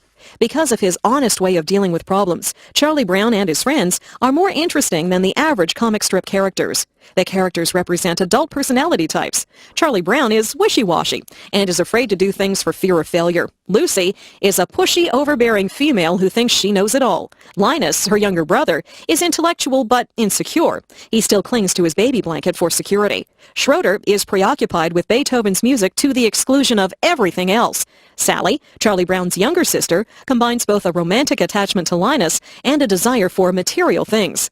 Peppermint Patty is a tomboy who loves baseball, but nonetheless has a romantic crush on Charlie Brown. Snoopy, the dog, represents a cool, detached, inventive individual who also relies on basic creature comforts. These characters add up to a human comedy. In the comic strip, we can see ourselves and the people around us making mistakes, getting second chances, but tending to do the same things over again. Behind the humor of Peanuts is a serious message. Words can hurt. Relationships are important. Truth is difficult to find. Criticism is too common. Greed can easily overpower us. These messages are both timeless and timely. Peanuts has also been turned into television specials and several movies. Snoopy stuffed toys are popular all over the world. A huge industry has grown from a simple comic strip. Perhaps this means that while we all secretly want to be winners, we really identify more closely with the Charlie Browns of this world. Conquering Lake Ontario. In 490 BC, the Greek runner Philippides ran the 24 miles from Marathon to Athens to announce the Athenian victory. His endurance was so much admired that runners ever since have attempted to run similar long marathon distances. In the 20th century, however, long-distance swimming has also attracted attention and admiration. To swim the English Channel or Juan de Fuca Strait between Vancouver Island and the mainland have become challenges for both male and female swimmers.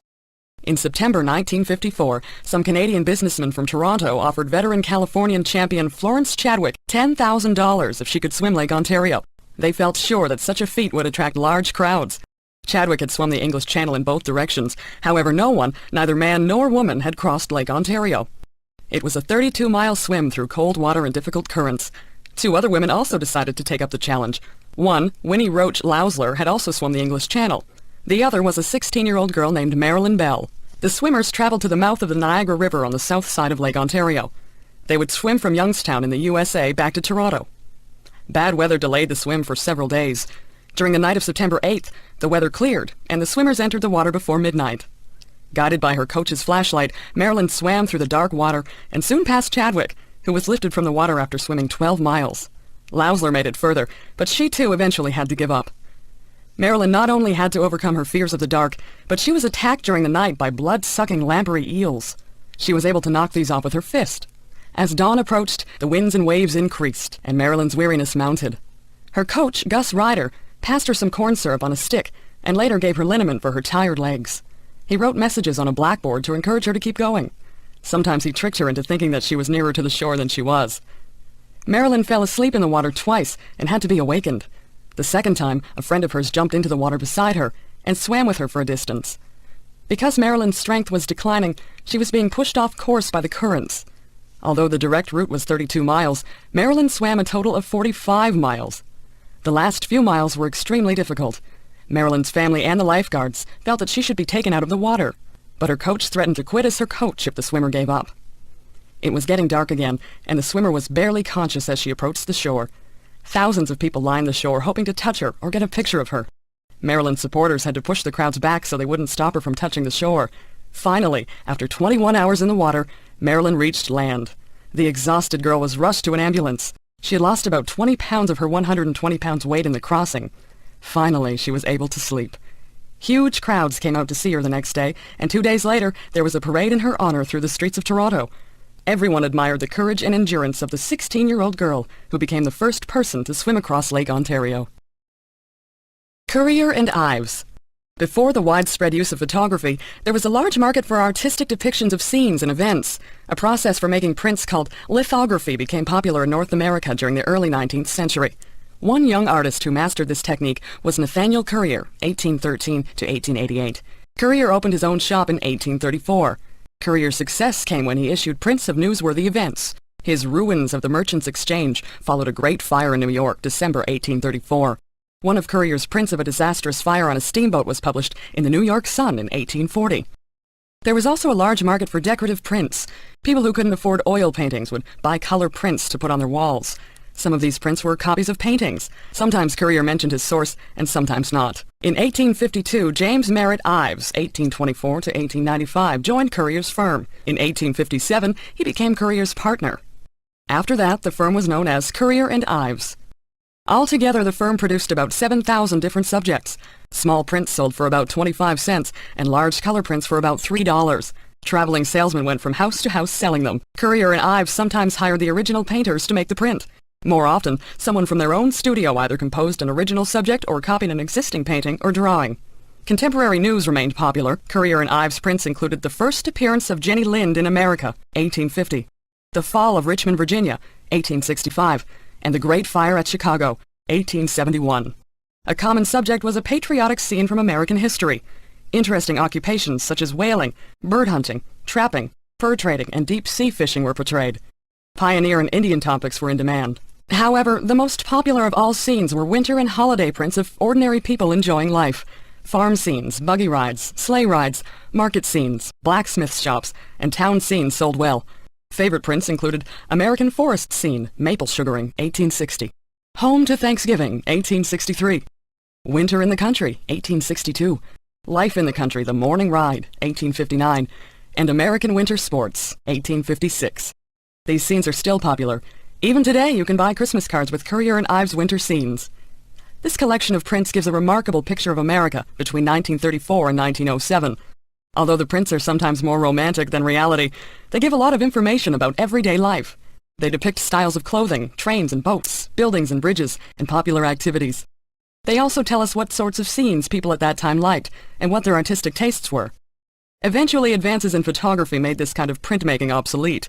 In 1906, the firm of Currier and Ives closed its doors. For a while, these prints were not considered very valuable. Nowadays, however, there are many collectors, and Currier and Ives prints once again can be found decorating North American homes. Death Valley, California. The steep mountains of southeastern California dip suddenly into a deep valley. Rain is kept out of the valley by the high mountains which form its western slopes. Although mountains surround the valley, Death Valley itself is very low. In fact, its lowest point is 282 feet below sea level, the lowest point of land in North or South America. Death Valley is about 140 miles long, but only a few miles wide. It got its name in 1849 during the California Gold Rush.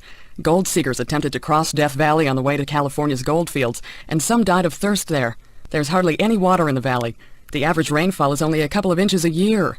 It is also one of the hottest places in North America in the summer. Temperatures of 134 Fahrenheit have been recorded. As a result of this heat and dryness, Death Valley is a desert. These conditions give rise to the valley's most important products, mineral salts and salt deposits. One of these products is borax, which has many industrial uses. Borax was removed from the desert using 20 mule teams hitched in a long string. Later, a railway was built to help carry out these minerals. In spite of its desert conditions, Death Valley has considerable animal and plant life. Of course, its animals and plants are those typical in desert conditions. Only on the salt flats do plants refuse to grow. With even a small rainfall in the spring, the desert will come alive with wild flowers. Very few places in the world have such a contrast in heights and depths. The mountains near the valley are among the highest in continental USA, while the valley itself is the lowest elevation. Mount Whitney, at 14,495 feet, is less than 100 miles from Death Valley. The climate in the valley from October to May is generally pleasant. Since Death Valley is now a national park, many tourists visit during this season. Now roads and hotels provide comfortable access. Death Valley is located close to the Nevada border. Its desert conditions are common throughout the area of the American West, just east of the coastal mountains. In most cases, heavy rain falls along the coast, but very little in the interior. Because there is no farming and water is hard to obtain, Death Valley and similar desert areas have very few permanent residents. Dr. Norman Bethune. Some people find their vocation early in life. Others do not discover their life's work until they are older. Norman Bethune tried many things before he fully recognized his true work. Bethune was born in Gravenhurst, Ontario in 1890. He was the son of a Presbyterian clergyman. The family moved frequently, and many of the places they lived were close to lakes, rivers, and woods. As a young man, Norman loved the outdoors. He became a good swimmer and skater. He also showed that he had a strong, independent streak. He hated rules, but also had a strong sense of justice. The young man studied science at the University of Toronto from 1909 to 1911. After that, he worked for Frontier College. This was a volunteer organization where instructors did the same jobs as local workers during the day and taught them English in the evening. He then returned to Toronto to study medicine. Early in World War I, he joined the Army Medical Corps. He reached France in February 1915, but was wounded in April and eventually returned to Canada. He went back to the war in 1917. At the end of the war, he continued to study medicine in London, England. While he was in England, he married a Scottish woman, Frances Campbell Penny. Although Bethune loved her very much, their marriage ended in divorce in 1927. The couple moved to Detroit, Michigan in 1924, where Bethune opened a medical practice. In the middle of his growing success, he contracted tuberculosis. This was a low point in Bethune's life. Thinking that he was going to die, he considered suicide. One day, however, he read of a new treatment for tuberculosis and insisted that his doctors perform the operation on him. As a result, Bethune recovered. The year was 1927. For some years after, Bethune devoted himself to the treatment of tuberculosis patients. However, he began to notice a pattern. Rich patients who could afford proper medical care usually recovered. Poor patients usually died. Bethune became a supporter of government-funded medical care.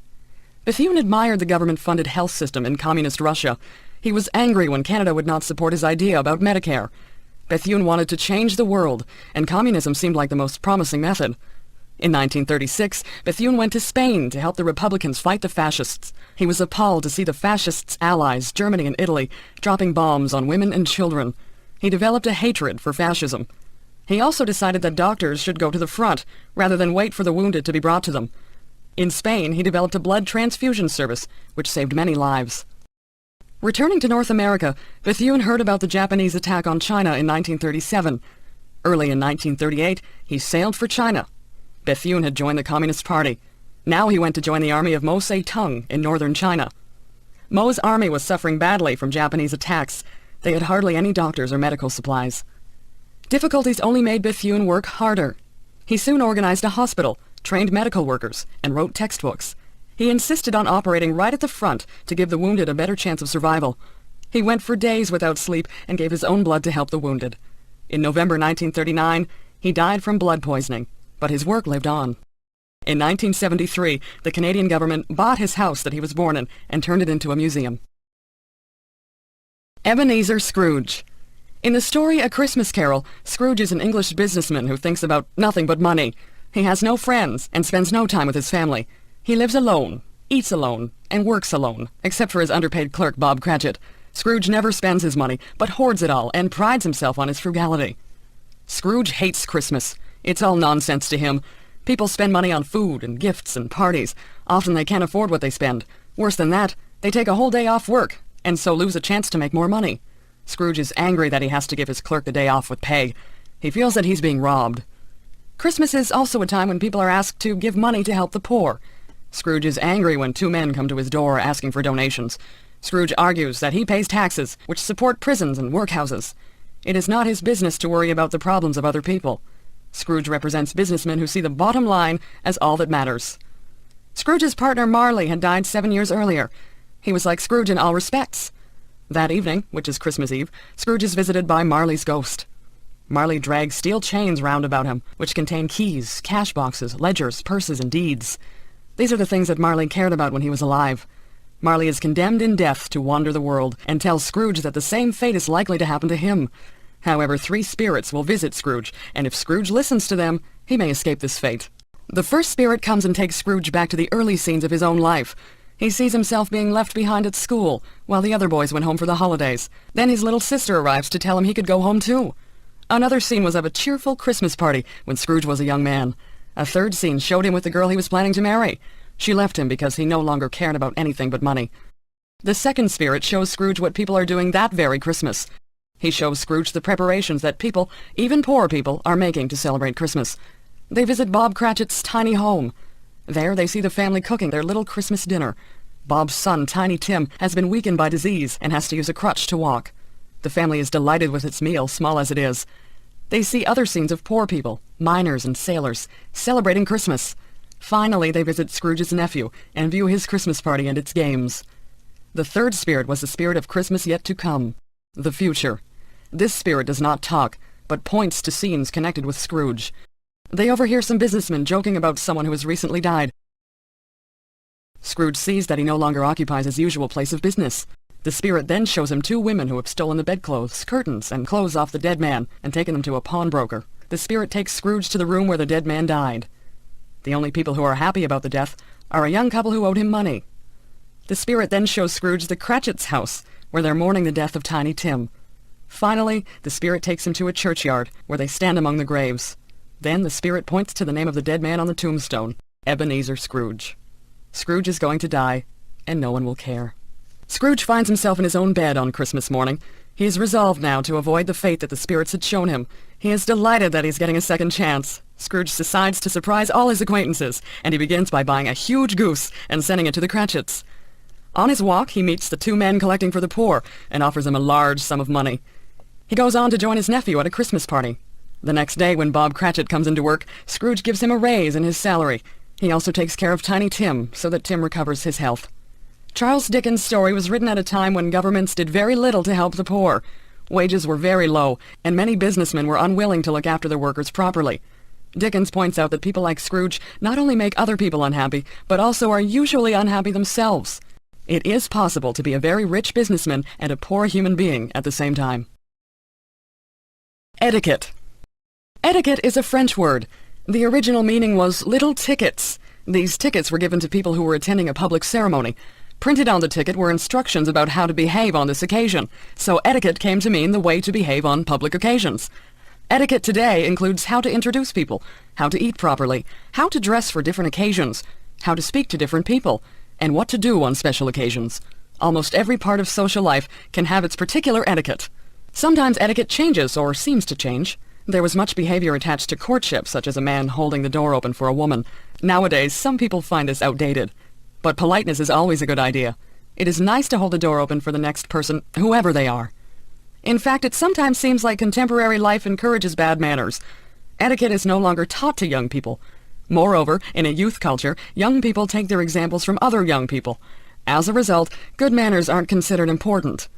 The point of etiquette is to help people to get along with each other.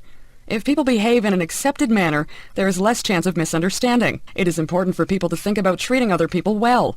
If everyone does what they feel like doing, it doesn't seem like they respect other people. Etiquette can help things to go a lot smoother. Manners vary from culture to culture, but the intention is the same, to treat people with consideration. This is a way to reduce conflict. Sometimes we can understand where these customs come from.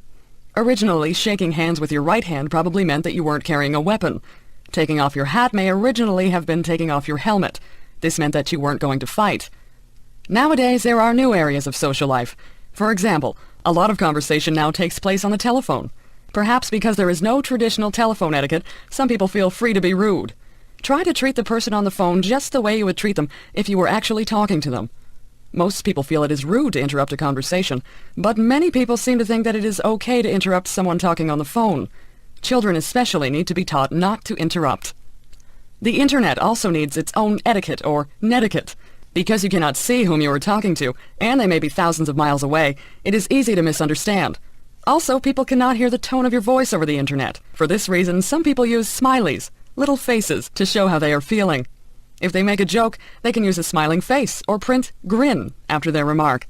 This tips off the recipient that their remark is not to be taken seriously.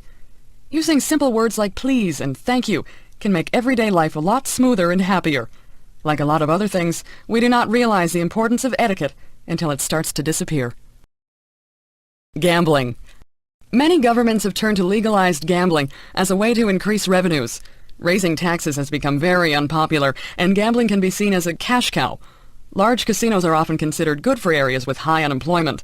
Most new casinos include a variety of slot machines, table games such as blackjack, and roulette wheels. Opponents of gambling point to problems associated with it.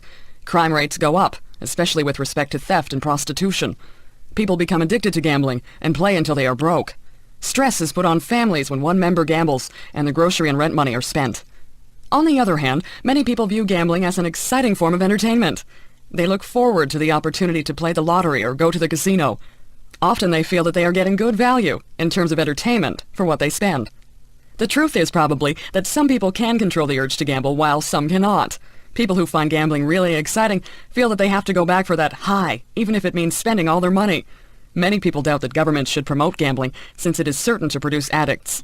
There has also been some question whether gambling is good for the local economy. If a casino is built in an area of high unemployment, will local people really benefit? The answer seems to be both yes and no. People may benefit if the gamblers come in large numbers from outside the area and spend their money there. That is, if the casino is a notable tourist attraction. On the other hand, if not many people come from outside the area, there are few benefits. In this case, most of the gamblers are local people who are spending the little money they have. Gambling is especially attractive to older and retired people. Since older people don't have much chance of making a lot of new money, the thought of winning the jackpot is very attractive to them. Casinos regularly run buses from retirement homes so that seniors can come and gamble. Some would see this as taking advantage of lonely people. There are stories in the newspaper about couples leaving their children locked in the car for 6 or 8 hours while they gamble. One man hoped to improve his finances by gambling, but he lost heavily. His wife found out and went gambling herself, hoping to win some of the money back. Before long, they had to sell their house to pay their gambling debts. Gambling has usually been associated with organized crime. Even today, when government agencies supervise gambling, it would appear that there is still a crime connection. This may be because many of the best gamblers and gambling administrators learn their trade outside of the law. Besides this, gambling establishments attract various forms of crime to the area. Since law and government have an important educational function, one doesn't like to see them involved in gambling. Governments should be more than profit maximizers. They should be concerned chiefly with the public good. Gilbert and Sullivan. Gilbert and Sullivan are the authors of many lively and humorous operettas. These works are the most popular of their kind and are regularly performed today. But the two authors are known almost as well for their arguments and disagreements. The famous partners were very different people with very different interests. William S. Gilbert wrote the words that Sullivan set to music. Gilbert had a special talent for humorous verse. He loved puns and had a very quick wit. Personally, though, he was very businesslike. He had wanted to enter the military and always had the look of a soldier about him. He was fond of giving orders and disliked criticism of anything he did. Arthur S. Sullivan, on the other hand, was a sensitive, emotional person whose main interest was music. Sullivan came from a poor family, but his musical talents and good looks had helped him to succeed. Sullivan wanted to write serious classical music, but, as a poor man, he needed a source of income. Sullivan also needed someone to direct him. On his own, he had trouble deciding what to do. Gilbert and Sullivan never became really good friends, and at the end of their lives, they had little contact with each other. But the writer and musician needed each other. Gilbert needed a composer who could enliven his writings for the stage. Sullivan needed someone to write a text for his music. Sullivan, who tended to be lazy, needed someone to push him. A theatrical manager named Richard Doyley Cart arranged their first collaboration. Gilbert visited Sullivan and read him his satire on the legal system, Trial by Jury. Sullivan loved the piece and quickly wrote the music. Trial by Jury was produced in 1875 and became the first triumph for the partners. Doyley Cart decided to form an acting company, which would stage future works by Gilbert and Sullivan. A string of successes follows. The Sorcerer in 1877, HMS Pinafore in May 1878, The Pirates of Penzance in December 1878, Patience in 1881, Iolanthe in 1882, The Mikado in 1885, The Yeoman of the Guard in 1888, and The Gondoliers in 1889. In spite of these successes, the two partners were not happy. Sullivan did not like the way Gilbert dominated their relationship. Sullivan had to write music for Gilbert's scripts. Why couldn't Gilbert write words for Sullivan's music? Gilbert, on the other hand, thought that Sullivan got the most of the credit for the success of their operettas, and that he was overlooked. Gilbert was the driving force in the relationship. He was always writing new scripts and taking them to Sullivan. It was Gilbert who rehearsed the actors and supervised the productions. Sullivan had little to do with the actual performance. He usually did conduct the orchestra on opening night. The amazing thing is how these two different people produced such wonderful work. Each separately had difficulty writing something that the public wanted. Together, they were unbeatable. Gilbert's sharp and often cutting remarks were made acceptable by Sullivan's beautiful music. Gilbert's satire might have made people angry, but Sullivan's music calmed them down. Even when the English people were the targets of Gilbert's criticisms, the audience went out of the theater humming these criticisms to Sullivan's music. Hawaii. In the middle of the Pacific Ocean, far from any land, there are the Hawaiian Islands. These islands are the tops of a chain of volcanic mountains. 2 volcanoes on the island of Hawaii are still active. There are 5 larger islands. Kauai is to the west. Oahu, Molokai, and Maui are in the middle, and Hawaii is to the east. There are 3 smaller islands. Hawaii is the largest island of the group, but Oahu has the largest population. The capital city, Honolulu, is on Oahu. Since the Hawaiian Islands are so far from any land, one might wonder how people arrived there. The answer is that the first Hawaiians were very good sailors. They traveled thousands of miles from other islands in the Pacific in canoes. To keep these canoes stable in the ocean, they attached an outrigger, or pontoon, to the main canoe. Sometimes they fastened 2 canoes together and put a wooden platform on top. Then they could carry lots of people and supplies. The first Hawaiians were Polynesians, and probably came from the Marquesas and Tahiti in the South Pacific.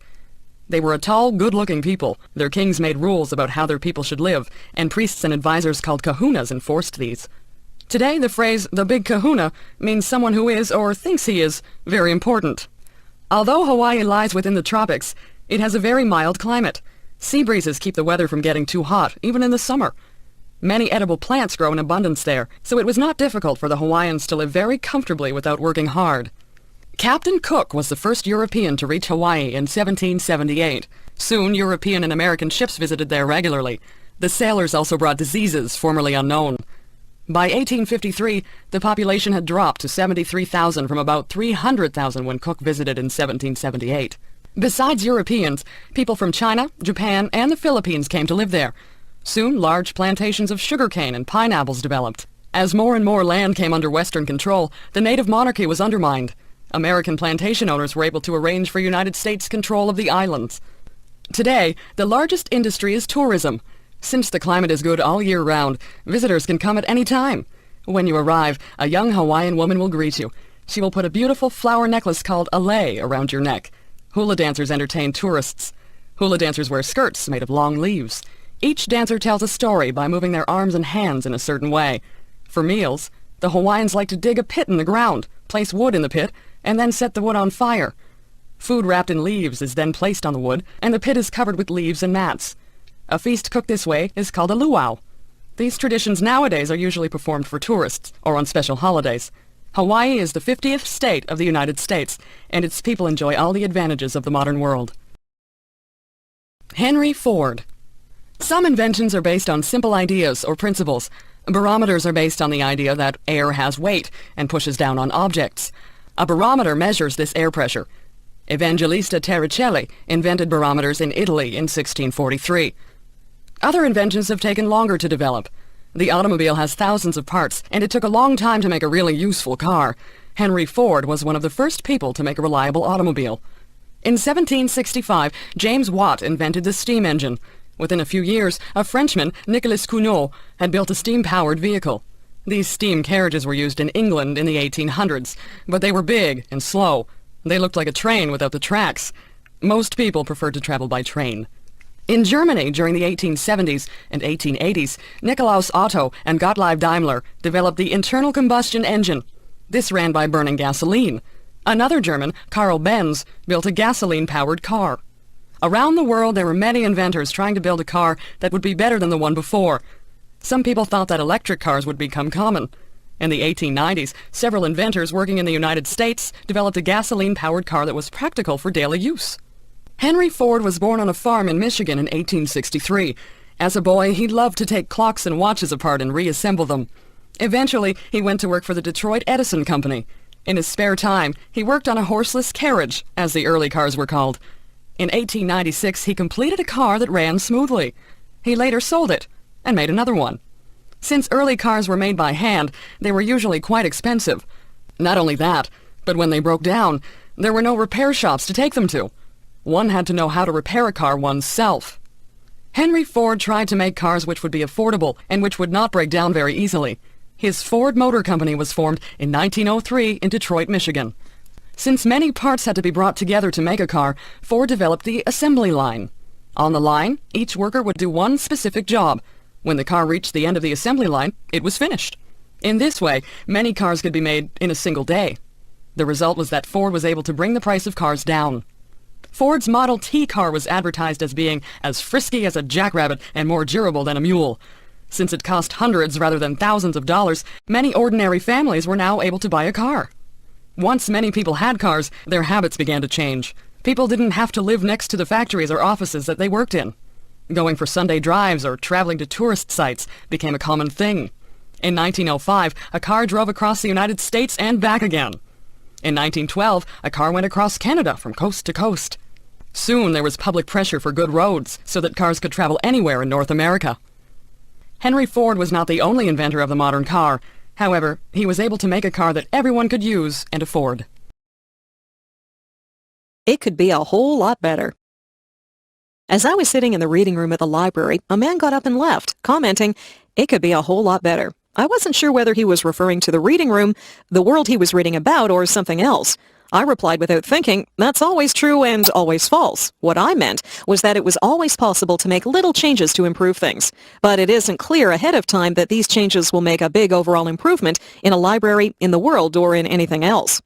Years ago, literary critics used to examine great writers very closely to find bad phrasing or ungrammatical sentences. They'd look at a play by Shakespeare and identify lines that they didn't think were very good. Sometimes they would suggest that these lines were added by another writer, or that Shakespeare had written this part quickly without much consideration. Sometimes they would omit or improve on the lines. It is doubtful that any of Shakespeare's plays were actually improved by these critics. An entire play needs high points and low points, poetry and prose. The whole thing is greater than its individual parts, and changing a couple of these parts may not improve the whole thing. It is the same in many other areas: music, athletics, scholarship, and probably everyday living. It's not always the singer or musician who is flawless that we admire most. Sometimes it is the person whose performance is not perfect, but who puts a special energy, feeling, or enthusiasm into their work that we admire. It is true that little things can sometimes add up to a big difference. Changing a bad habit can make a difference in your life and in the lives of the people around you. Giving up smoking, for example, or ceasing to criticize a family member can make an important difference. Sometimes, however, we are only looking at the symptoms of a larger problem. For example, nearly everyone would agree that giving up smoking is a good idea. But if our smoking is related to emotional problems or stress in our lives, then giving up smoking may make us feel even worse. It may be necessary to deal with the root problem. It can happen, too, that being always on the lookout for ways to improve things may become a problem in itself. Perfectionism means never being satisfied with things as they are, especially if we're always criticizing people around us for not being good enough. This can become a bad thing.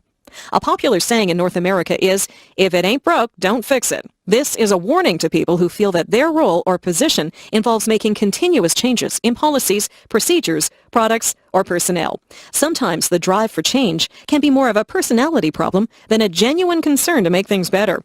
Real problems are often clearly apparent. Problems like world hunger, personality conflicts, policies that don't work, poor levels of service, bad manners, and all kinds of troubles are hard to ignore. They are also difficult to resolve. Perhaps that's one reason why some people identify things as problems which are of concern to hardly anyone except themselves. Yes, we can make the world and the reading room better, but we can also make them worse. It takes a lot of discernment and usually some experience to know how to make a particular thing better. There are so many things that could use improvement that it is difficult to know where to start. This too requires some thought, not to mention prayer and study.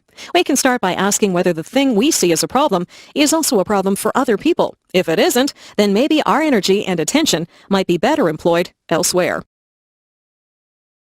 John Chapman, American pioneer. When the first Europeans came to North America, they found dense forests coming down right to the shore.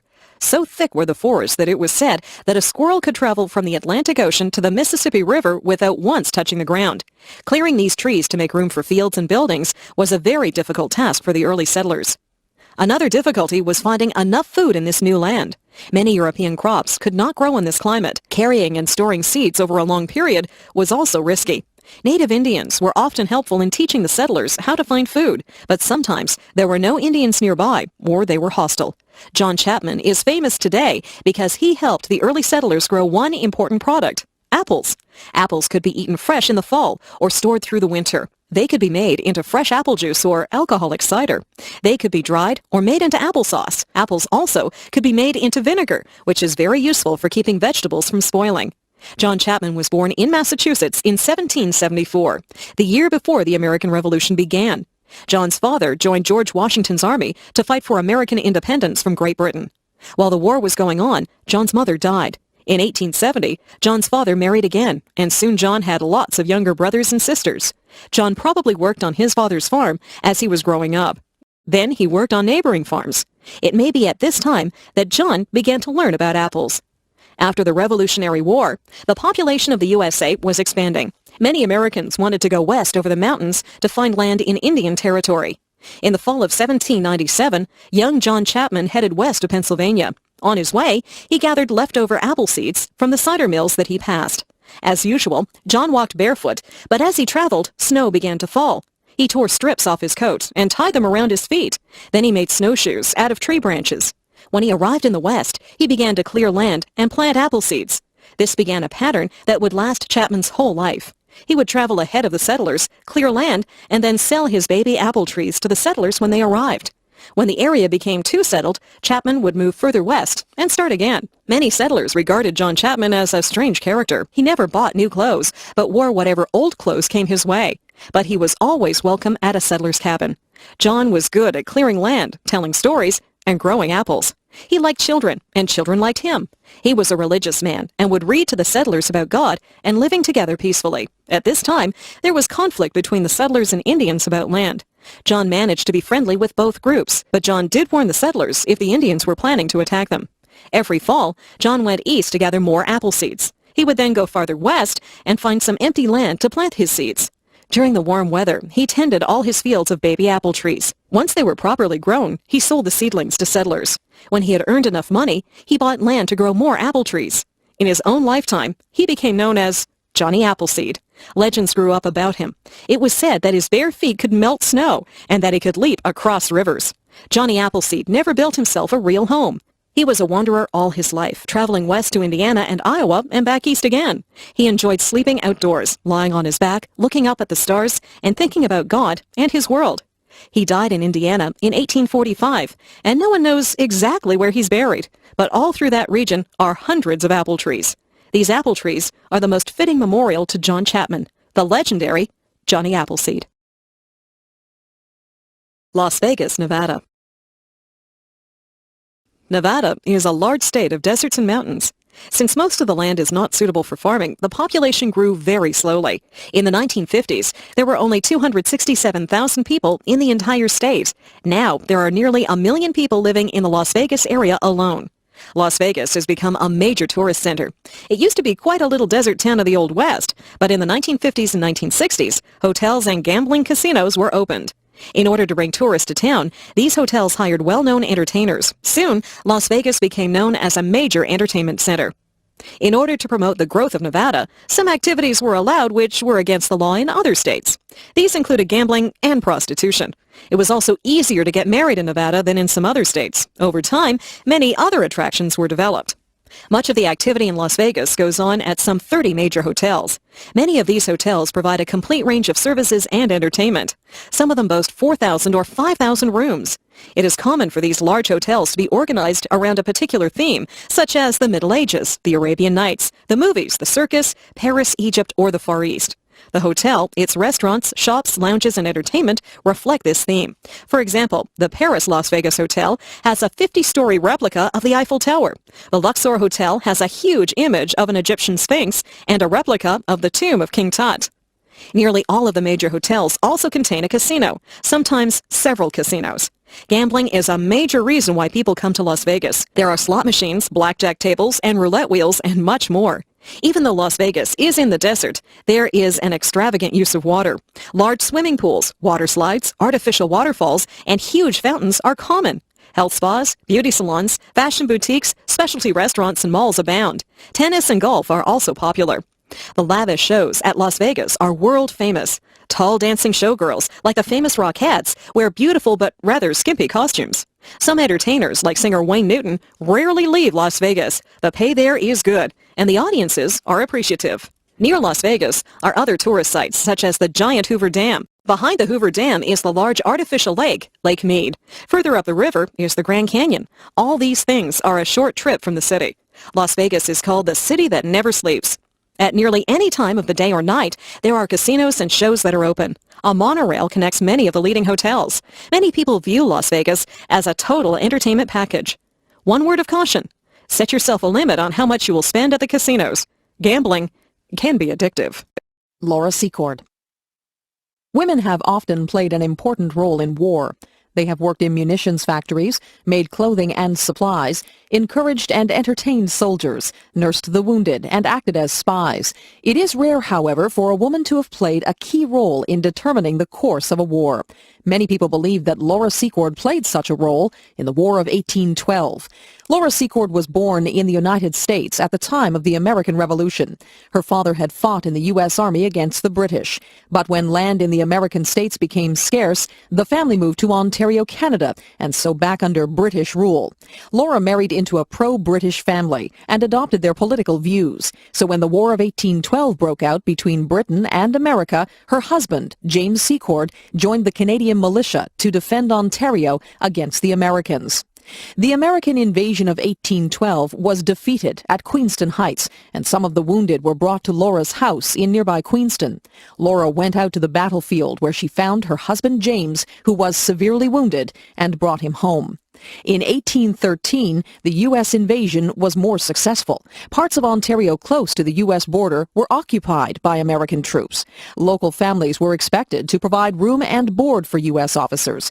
It was sometimes possible, therefore, for Canadians to overhear American officers discussing military strategy, either in their homes or in the local tavern. The situation in Ontario looked desperate. In the spring of 1813, the whole province seemed likely to fall into American hands. In June, Laura overheard talk of an American attack on the British outpost at Beaver Dams. Her husband was still suffering from war injuries, and she had to look after him and their children. Nevertheless, she resolved to go to warn the British commander. Possibly, Laura did not intend to walk the whole way herself. She hoped to be able to pass on the news to someone else along the way. First, she would have to make up a story to get past the American sentries. She left Queenston in early morning and walked 19 miles to the neighborhood of Beaver Dams by nightfall. She still had to cross a wide stream and climb up the Niagara Escarpment. There she came upon an encampment of Indians who were assisting the British. Their war cries in the moonlight terrified her, but she insisted on being taken to the British commander. Finally, one of the chiefs escorted her to British headquarters, and she was able to tell Fitzgibbon the American plan of attack. When the Americans arrived in the neighborhood of Beaver Dams, the Indians had prepared an ambush for them. A running fight ensued between the American force of 570 soldiers and 450 Indians supporting the British. At this point, Fitzgibbon arrived with 50 British regulars. Seeing the Americans disorganized and surrounded by the Indians, Fitzgibbon boldly demanded their surrender. By telling the American commander, Botzler, that he was facing huge British and Indian forces, Fitzgibbon induced the American leader to turn over his whole army to the British. Although only small armies were involved at Beaver Dams, the battle had great significance. Afterwards, the Americans stayed behind their walls for the rest of the year. The U.S. government recalled their commander-in-chief. British and Canadian morale increased, and Laura's home in Queenston was restored to British control. Laura Secord's story was little known until 1860. She was an old woman in her 80s when she was presented to the visiting Prince of Wales, later King Edward VII. He awarded a gift of money for her services. Her story then became famous. Today, her home in Queenston, Ontario, is an historical museum and a popular tourist attraction. Little House on the Prairie. Much Much of the history of North America is about how Europeans moved westward from the Atlantic coast towards the Pacific. The first settlements began around 1600, and it was a long time before the Europeans settled the interior. By the late 18th century, however, good farmland along the east coast was becoming scarce. As the population increased, people began thinking about all the native Indian lands further inland. Families were quite large in pioneer days, and the oldest son usually inherited the family farm. This meant that other sons and daughters would have to move away when their parents died. Often the sons would want to begin their own farm and start their own family. But if there was no farmland available, or if it was too expensive to buy, they were out of luck. One option was to move west, where land was free or very cheap. Sometimes the whole family might move if their old farm was no longer productive. Sometimes the old farm was on poor soil, or too much farming had exhausted the soil. Perhaps better land could be had further west. There were other reasons for moving west. Pioneer settlers depended on wild birds, fish, and wild animals for food, furs and skins for clothing and trading, and trees for building materials. These things had become scarce in old settled areas. Out west, there were lots of animals to hunt for food, and animal skins could be traded for supplies. It seemed that it was easier to make a living on the frontier. Of course, there were some problems regarding moving west. Various American Indian tribes who might fight to defend their land occupied the land. Then the land needed to be cleared of trees and stumps before it could be planted. A log cabin and other buildings had to be built. A well had to be dug, or a spring of water found. Settlers might also suffer because there were no doctors or teachers or stores available. These things, though, often did follow closely behind the first settlers. A series of Little House books, written by Laura Ingalls Wilder, tells the story of her pioneer family. The Ingalls family moved many times while Laura was a little girl. She was born in Wisconsin in 1867. Her family moved next year to Missouri. Then they moved to Kansas in 1869. The Ingalls moved back to Wisconsin in 1871. They moved to Minnesota in 1874. Her family went to Iowa in 1876, then back to Minnesota in 1877. Finally, they moved to DeSmet, South Dakota in 1879, and there the family remained. All these moves were typical for a pioneer family, always on the lookout for better land and other opportunities. But all these moves involved very hard work, all of which seemed all lost when the family had to move again. For example, when Laura's parents moved to the Kansas prairie in 1869, they had many hardships. The family put all their belongings in a covered wagon, which measured 4 feet by 10 feet. 2 horses pulled it, and the family dog followed along. Laura and her sister Mary were very little girls. The family and their wagon were nearly washed away trying to cross a small river. They traveled through wild, tall grass where there were no roads. Laura's father built a house on the open prairie with logs he had hauled from the creek bottoms. One of the nearby settlers helped him. They also built a log stable for the horses. That was a good thing, because the next night their little house was surrounded by a pack of 50 large wolves. They formed a large circle around the house and howled all night. One day, while Laura's father was away, 2 Indians visited the house. They wanted Laura's mother to feed them and stood silent while the food was cooking. The Indians wore only fresh skunk skins as clothing. After the Indians had eaten all the food, they left. The following spring, there was a large gathering of Indian tribes. Most of them wanted to fight the settlers. For many nights, the sounds of Indian drums frightened the settlers. One tribe opposed the plan, and finally the gathering broke up and the Indians went away. Many other problems faced the Ingalls family. These included bad weather, prairie grass fires, and malaria. The worst part was having to leave their new homes. The government decided that Laura's family was living on Indian land and would have to move. So the covered wagon was packed again, and the family traveled north. Such experiences were not unusual for pioneers in the 19th century. Mutiny. Mutiny is a word that has brought fear to the most powerful empires in the world. Mutiny is when soldiers and sailors refuse to obey their commanders, often killing or imprisoning them. Mutiny can spread through whole armies and navies, throwing governments into crisis. No wonder that nations have always taken harsh measures to punish mutinous leaders. The ancient Romans executed every 10th man from an army unit that had mutinied. In the British Navy, mutineers were normally hanged. However, one of history's most famous mutinies did not happen to a whole army or navy. It happened on a single small ship, the HMS Bounty. HMS Bounty set sail from England in December 1787. It was a small, cramped vessel, uncomfortable during a long voyage. Its goal was to sail to the South Pacific and bring back Tahitian breadfruit plants. The government hoped that breadfruit would provide a cheap food for black slaves in the British West Indies.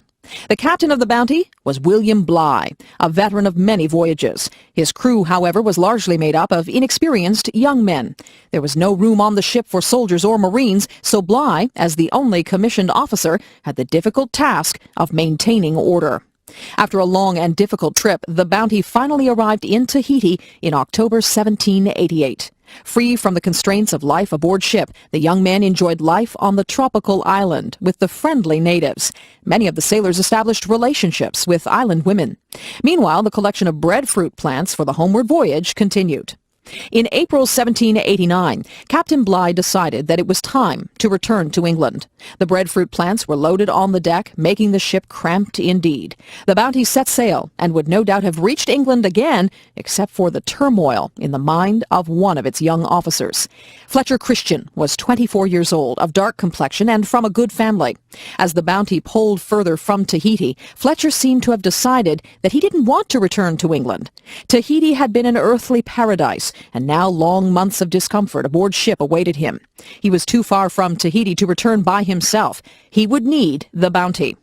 On April 28, 1789, some of Fletcher Christian's friends seized control of the ship. Captain Bligh and 18 sailors who supported him were put in a small open boat with limited food and water. Meanwhile, Christian and his 24 followers sailed back to Tahiti. Eventually, Fletcher Christian would sail the Bounty to the uninhabited Pitcairn Islands, far to the south of the shipping lanes. Meanwhile, Bligh and his loyal followers sailed in their open boat almost the width of the Pacific Ocean. They suffered from thirst, hunger, and sickness, as well as hostile natives. Finally, they reached Timor in Indonesia in June and eventually made their way to the capital, Batavia. When they returned to England, Captain Bligh was first greeted as a hero. Soon, however, public attitudes changed.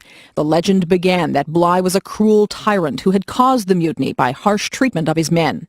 Although Bligh had a temper and was not very tactful, this does not appear to be the whole story. In fact, it is the controversy over who is to blame for the mutiny, Bligh or Christian, that has kept the story alive for more than 200 years. North America's rainforest. When people think of rainforests, they usually think of the tropical jungle, but heavy rain can also produce dense forests in temperate areas. Along the northwest coast of North America, there are some of the largest trees in the world. This forest runs along the Pacific coast from Alaska down to northern California. About half of it is in British Columbia, Canada. Several species of trees grow to an immense size. Some grow up to 95 meters, 312 feet high, and 12 meters, 40 feet in circumference. They may be as much as 1,000 years old. Because the trees are so tall, the forest has various levels of growth. Small plants attach themselves to the tall trees and may form a kind of garden in the air. Further down are the tops of the younger trees. Closer to the ground are shrubs and bushes. Along the ground are moss, ferns, berries, and other plants. These old forests have developed over several thousand years. The tall trees are at least several hundred years old. This old forest has several special features. Some of the dead tall trees remain standing and become homes for insects, birds, and small animals. Trees that fall to the ground can become nurse logs for new plants or trees to grow on. Trees that fall across rivers and streams can provide natural dams, which provide quiet water for animals to live in. In recent years, it has become common for logging companies to clear-cut this old forest. To clear-cut a forest means to go into a section of forest with heavy machinery and cut down every tree. Sometimes these clear-cuts are as large as some European countries. Logging companies are doing this because it is a cheap method of logging. The problem is that when an old forest is cut, it does not grow back again. Even with replanting, companies produce a tree farm, not an old forest. The complexity of an old forest, which grew over thousands of years, is lost forever.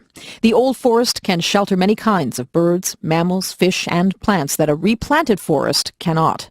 Another issue is that companies are cutting more and more old forests because they haven't done enough replanting. As long as governments have been willing to let companies cut old forests, neither logging companies nor governments have been much motivated to replant the forests. As a result, most of the old forest has been cut down and continues to be cut at a rapid rate. This situation has also worsened because new technology allows more rapid logging. Clear-cut logging results in erosion, which in turn damages the quality of rivers and streams. This causes a decline in the salmon fishery. Animals like grizzly bears, elk, and deer are harmed by the loss of habitat. Likewise, birds that nest in the old forest, such as bald eagles, owls, woodpeckers, and various seabirds, are being threatened. Recently, public interest in the old rainforests has resulted in an increase in tourism. People come to see these spectacular trees and the many plants and animals that depend on them. We hope that these unique temperate rainforests will remain for many more generations to enjoy. Peggy's Cove, Nova Scotia. Why do people travel hundreds of miles to look at beautiful scenery? And why does one particular place attract many more visitors than similar places not far away? Peggy's Cove in Nova Scotia, Canada is one of those special spots that draws people from all over the world. It is hard to explain its special charm, but anyone who has been there will know what I am talking about. The southern eastern shore of Nova Scotia possesses many picturesque fishing villages and many beautiful seascapes, but one doesn't have to go very far from the capital city of Halifax to see this special spot. There are no trees around Peggy's Cove. The dominant feature are huge, round granite rocks, many of them the size of houses. They seem to be pushing up and out of the land and sea. Nestled inside the circle of these rocks is a group of fishing huts. Now and then a fishing boat leaves by the little bay or cove in order to travel out into the great Atlantic Ocean. For nearly 200 years, there have been fishermen at Peggy's Cove. All around the little harbor, there are huts or fish stores where the fishermen do their work. Here they bring in the fish and clean them, wash them, and salt them. The salted fish are then stored in barrels. Nowadays, however, more fish are sold fresh than salted. Visiting as a tourist, I wandered into one of these little huts while the fisherman was busy at his work. He explained to me that although Peggy's Cove is a tourist destination, it is also a working fishing village. The fishermen get no money from the tourists, but have to take the time to talk to them and explain their work. There are, however, some tourist shops and tea rooms in the vicinity. Part of the charm of Peggy's Cove is that it is so small. The population has been well under 100 people for most of its history. The buildings are mostly small dwellings, with the lighthouse being the most prominent structure. A good variety of fish are caught in the area, including mackerel, herring, haddock, cod, and halibut. Lobsters are also trapped nearby. However, because of overfishing, catches have declined in recent decades. The plants and animals of the area are also of interest. Showy purple lupins grow close to the ocean. They thrive on salty ground, and the closer they grow to the spray of the ocean, the better. One of the world's few carnivorous plants, the common pitcher plant, also grows around Peggy's Cove. Its leaves trap insects, which are digested to nourish the plant. Common birds are the stately blue heron, which likes to fish in the marshy pools. The heron stands several feet high and spears fish and frogs with its sharp beak. Another bird is the osprey, or fishhawk. The osprey's keen eyes can spot a fish moving beneath the surface of the water. It can dive swiftly, hitting the water with great speed, catch the fish in its claws, and then fly away with its catch. I have also seen pools close to the ocean full of large tadpoles. These tadpoles spend several years in the water before they develop into bullfrogs. Bullfrogs, the largest Canadian frog, have been known to eat baby ducks and small fish. Looking over the little harbor and out toward the great ocean, one notices the contrast between the very small and the very large. If Peggy's Cove were larger, it would be more ordinary. As it is, it represents all the little fishing villages where men have gone forth in little boats to fish on the wide ocean. Prince Edward Island. Throughout history, people have dreamed about a special place, remote from the day-to-day business world. Sometimes they have thought of this place as an enchanted world where the weather is always good and the food is always easy to get. Sometimes it has been a hidden valley in the mountains, or an island far out to sea. When the Europeans arrived in the South Pacific, they thought that they had found it. Islands such as Tahiti seemed about as perfect as possible. Nowadays, our cities grow larger and larger, and people have to work harder and harder to succeed. Many people would like to escape to a quieter, slower, more peaceful, more attractive environment. When summer holidays come, many people travel to Prince Edward Island in eastern Canada. It has a mild summer climate and hardly ever gets too hot or dry. The fields, trees, and crops stay green all summer. In fact, PEI is famous for the many shades of green on the island. Its soil and dirt roads are red because of iron oxide in the soil, and visitors are never far away from the blue waters of the Gulf of St. Lawrence. In late June and early July, the roadsides are covered with large purple flowers called lupins. The vivid colors of PEI help make the province a photographer's paradise. Prince Edward Island is almost 100 miles long and about 20 miles wide. It is small enough that a tourist can see much of the island in a couple of days, but there are enough interesting things to see and do that most people like to stay longer.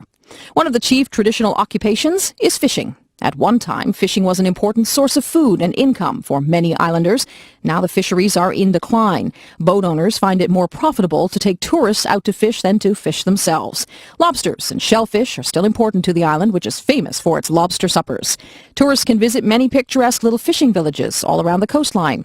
Farming is also important. PEI is famous for its potatoes, which are exported all over the world.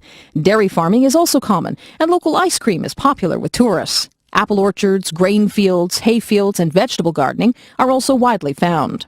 During the era of sailing ships, a lot of shipbuilding took place on the island, but as steel hulls replaced wooden hulls, shipbuilding moved to regions where steel was being produced.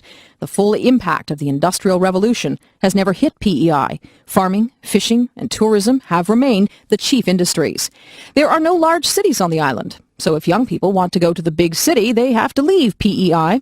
The majority of island people prefer to live in small towns and villages, just as their ancestors did. Since there wasn't much industry on the island, many people did not have a lot of money. As a result, they made do with their old houses, old furniture, and old ways of doing things. This is why visitors to PEI sometimes feel like they are going back in time. Things on the island seem like they are still the way things were in our parents' or grandparents' day. Most of the people who live on the island are descended from British immigrants in the 18th or 19th centuries. The majority of these were from Scotland, and the Scottish heritage remains strong. There are also some Mi'kmaq Indians and some French Canadians or Acadians. The island has generally avoided social and political strife, and this contributes to the peaceful atmosphere. Islanders welcome people from away as tourists. However, some say that to be a true islander, you have to be born on the island.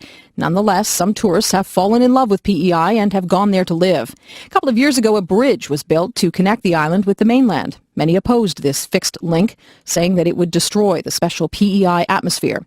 It remains to be seen whether the island will change now that tourists can drive directly onto the rich red soil.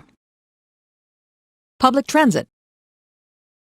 Public transportation in North America varies greatly from place to place. Some large cities like New York, Boston, Toronto, and Montreal have subway systems. These same cities usually also have train service into the city. But most towns and cities do not have subways or trains. Some do not even have buses. Most big cities have some sort of public bus service. In most North American cities, people who use the buses complain about poor service. This is partly because most people prefer to drive a car. Automobile companies spend billions of dollars on advertising. They want to convince young people that they should drive a car as soon as they are old enough. Even when public transportation is very good, most North Americans prefer to drive cars. So mostly students, poor people, and seniors use buses. The large car companies have a lot of economic and political power in North America. They can usually convince politicians to limit the money put into public transit. Lobbying by large car companies has been effective in closing down many railway lines. In some cases, large corporations have bought train tracks and torn them up so that no one could use them again. Because of this, nearly all transportation in North America is by car, bus, or truck. The automobile created the modern North American city. Cars allowed families to live outside the city and drive back into work. Since the 1920s, large numbers of Americans have lived in the suburbs and used cars to do nearly all their daily activities. People drive to school, to work, to the shopping mall, to the theater, to church, and to doctors, lawyers, and dentists. Because the modern city is so spread out, it is difficult to get where you want to go by walking or even by bicycling. But the automobile also causes problems. Car accidents are a major cause of death and injury. Crowded streets and snarled traffic can lead to road rage. Frustrated drivers sometimes get out of their cars to fight each other. Young people often use cars as super toys. They enjoy driving very fast and take risks while driving. A high proportion of serious accidents concern drivers using alcohol or drugs. More recently, some people have accused cell phones of being a cause of accidents. About half of the air pollution in North American cities is caused by motor vehicles. The exhaust fumes from cars and trucks are part of this. The other part is that vehicles erode the surface of the highways. Small particles are torn loose from the road and thrown into the air as cars whiz by. Heavy trucks are particularly large contributors to particle pollution. Especially in hot weather, a layer of smog covers many cities. Much of this is caused by motor vehicles. Because city roads are often crowded, the result is frequent traffic jams. When cars are moving very slowly, bumper to bumper, it adds to air pollution. Another problem with cars is that not everyone can afford one. The average car costs nearly $20,000 to buy and about $4,000 a year to operate. So cars are also a status symbol. People with cars tend to move out of the city. As a result, downtown areas are usually where the poorer people live. For a long time, many people have said that governments should try to make downtown areas more attractive to live in. This would include improving public transit into and inside the cities.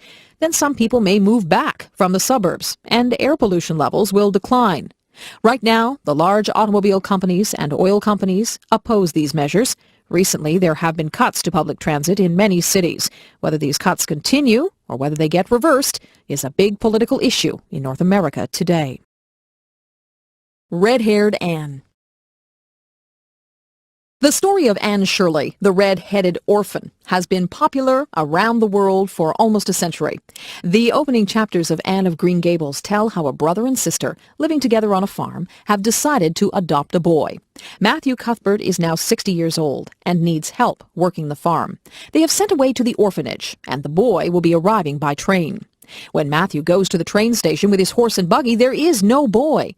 Only a girl, Anne Shirley. Anne is no ordinary girl. She has a vivid imagination and loves to talk about things that interest her. Matthew, who is shy and quiet, takes an immediate liking to her. When they arrive home, however, his sister Marilla is very upset. She doesn't see what good a girl would be to them. Matthew says, "We might be some good to her." After a while, Marilla begins to feel sorry for the thin little orphan and decides to keep her. But Marilla finds that teaching Anne how to behave properly is quite a challenge. Anne often does things without thinking first, and Marilla has to be vigilant to keep her out of trouble. As time goes by, Anne becomes accepted in the community and doesn't get into as many difficulties. One characteristic of the little orphan is a love of big words. While she lived a life of hard work, Anne liked to imagine beautiful things that she didn't have. This was her way of dealing with unhappiness when she worked as a servant for unkind people. Living at Green Gables makes her happy, but she doesn't lose her love of special words or beautiful things. Anne is also unhappy because she has red hair and freckles. In Anne's day, beautiful women were thought to have light, clear complexions and black hair. Her coloring seemed unromantic. However, red hair and freckles are very common on Prince Edward Island, where many of the people are of Scottish descent. This story tells us a lot about how to be happy. When Matthew and Marilla stop worrying about needing a boy and start taking care of Anne, they find that they enjoy having her around. Their lives become much more interesting now that they have someone who needs them. So happiness involves looking after others and being needed by them. There are many stories about orphans when Anne of Green Gables was written. Before modern medicine, many parents died before their children were grown up. A lot of mothers died in childbirth. Since fathers didn't usually try to raise young children in those days, someone else had to take the responsibility. This is what happened to Lucy Maud Montgomery, the author of Anne. Her mother died when she was a baby, and her father left her with her mother's parents. Montgomery's grandparents provided a good home for her, but they were very strict and stern and didn't have a lot of sympathy with the little girl. In her story, Montgomery is imagining how she would have liked her own life to have happened. What if her grandparents had been more like Matthew and Marilla? What if they had allowed her to do more of the things she wanted to do? Wouldn't she have been happier then? The story shows how young children are hurt by bad treatment from the adults looking after them. Even if the adults don't mean to be unkind, sometimes they say or do things that make children very unhappy. Anne teaches parents and grandparents to encourage their children and help them to be happy and successful. Anne Shirley is one little person who changes a whole community and makes it better. We all have special gifts and talents, and if we are allowed to use those abilities, they will benefit everyone around us. Romance novels. Novels are imaginary stories about people and events. They are written to entertain and amuse. 2,000 years ago, Greek writers told tales of young lovers. Usually, the lovers were separated by terrible events and were reunited only after much hardship and suffering. This plot idea is still in use today. The most popular books for women today in North America are romance novels. Many millions are sold every year. This means that romance publishing is big business and very competitive. Companies survey their readers to determine the kinds of stories they like. One survey asks readers whether or not they would like more references to sex in their novels. Usually, romances are about love, not sex. But in today's market, publishers are ready to give their readers what they want. The essence of the romance is to create suspense by putting obstacles in the way of lovers. One simple obstacle is to make the hero and the heroine as different as possible. For example, an Eastern school teacher meets a Western cowboy.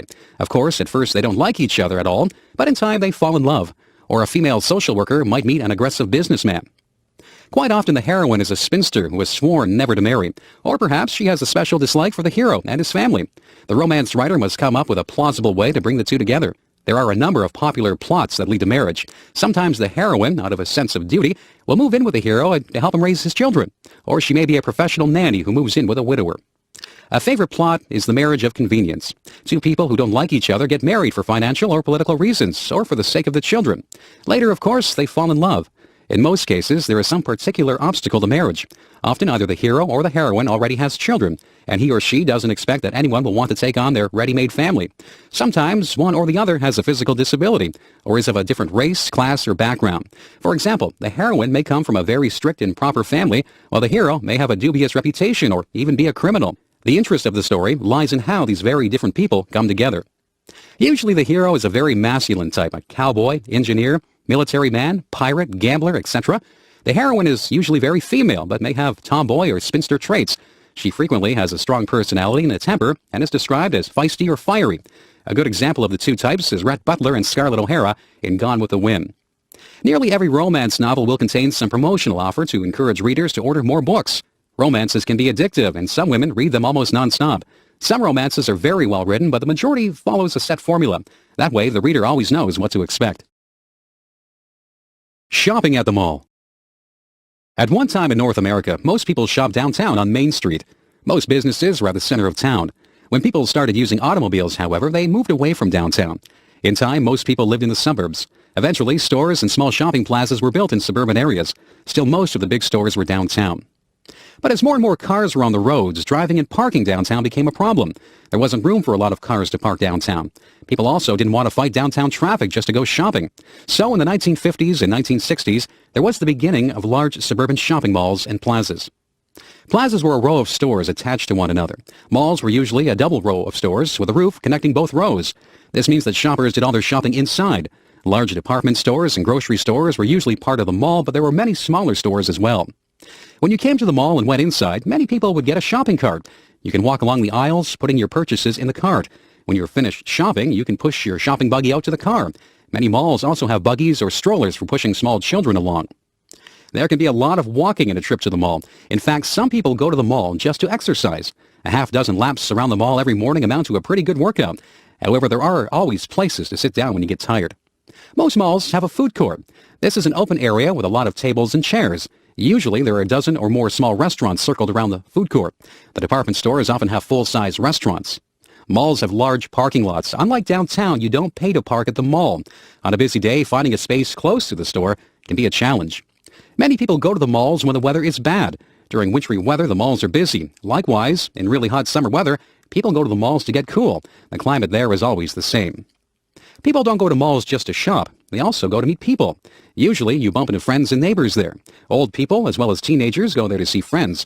Usually, the malls sponsor special events. With lots to see and do, malls are a popular place to hang out. Stephen Foster, American songwriter. Before radio and television, movies and recordings, entertainment was often a family or community matter.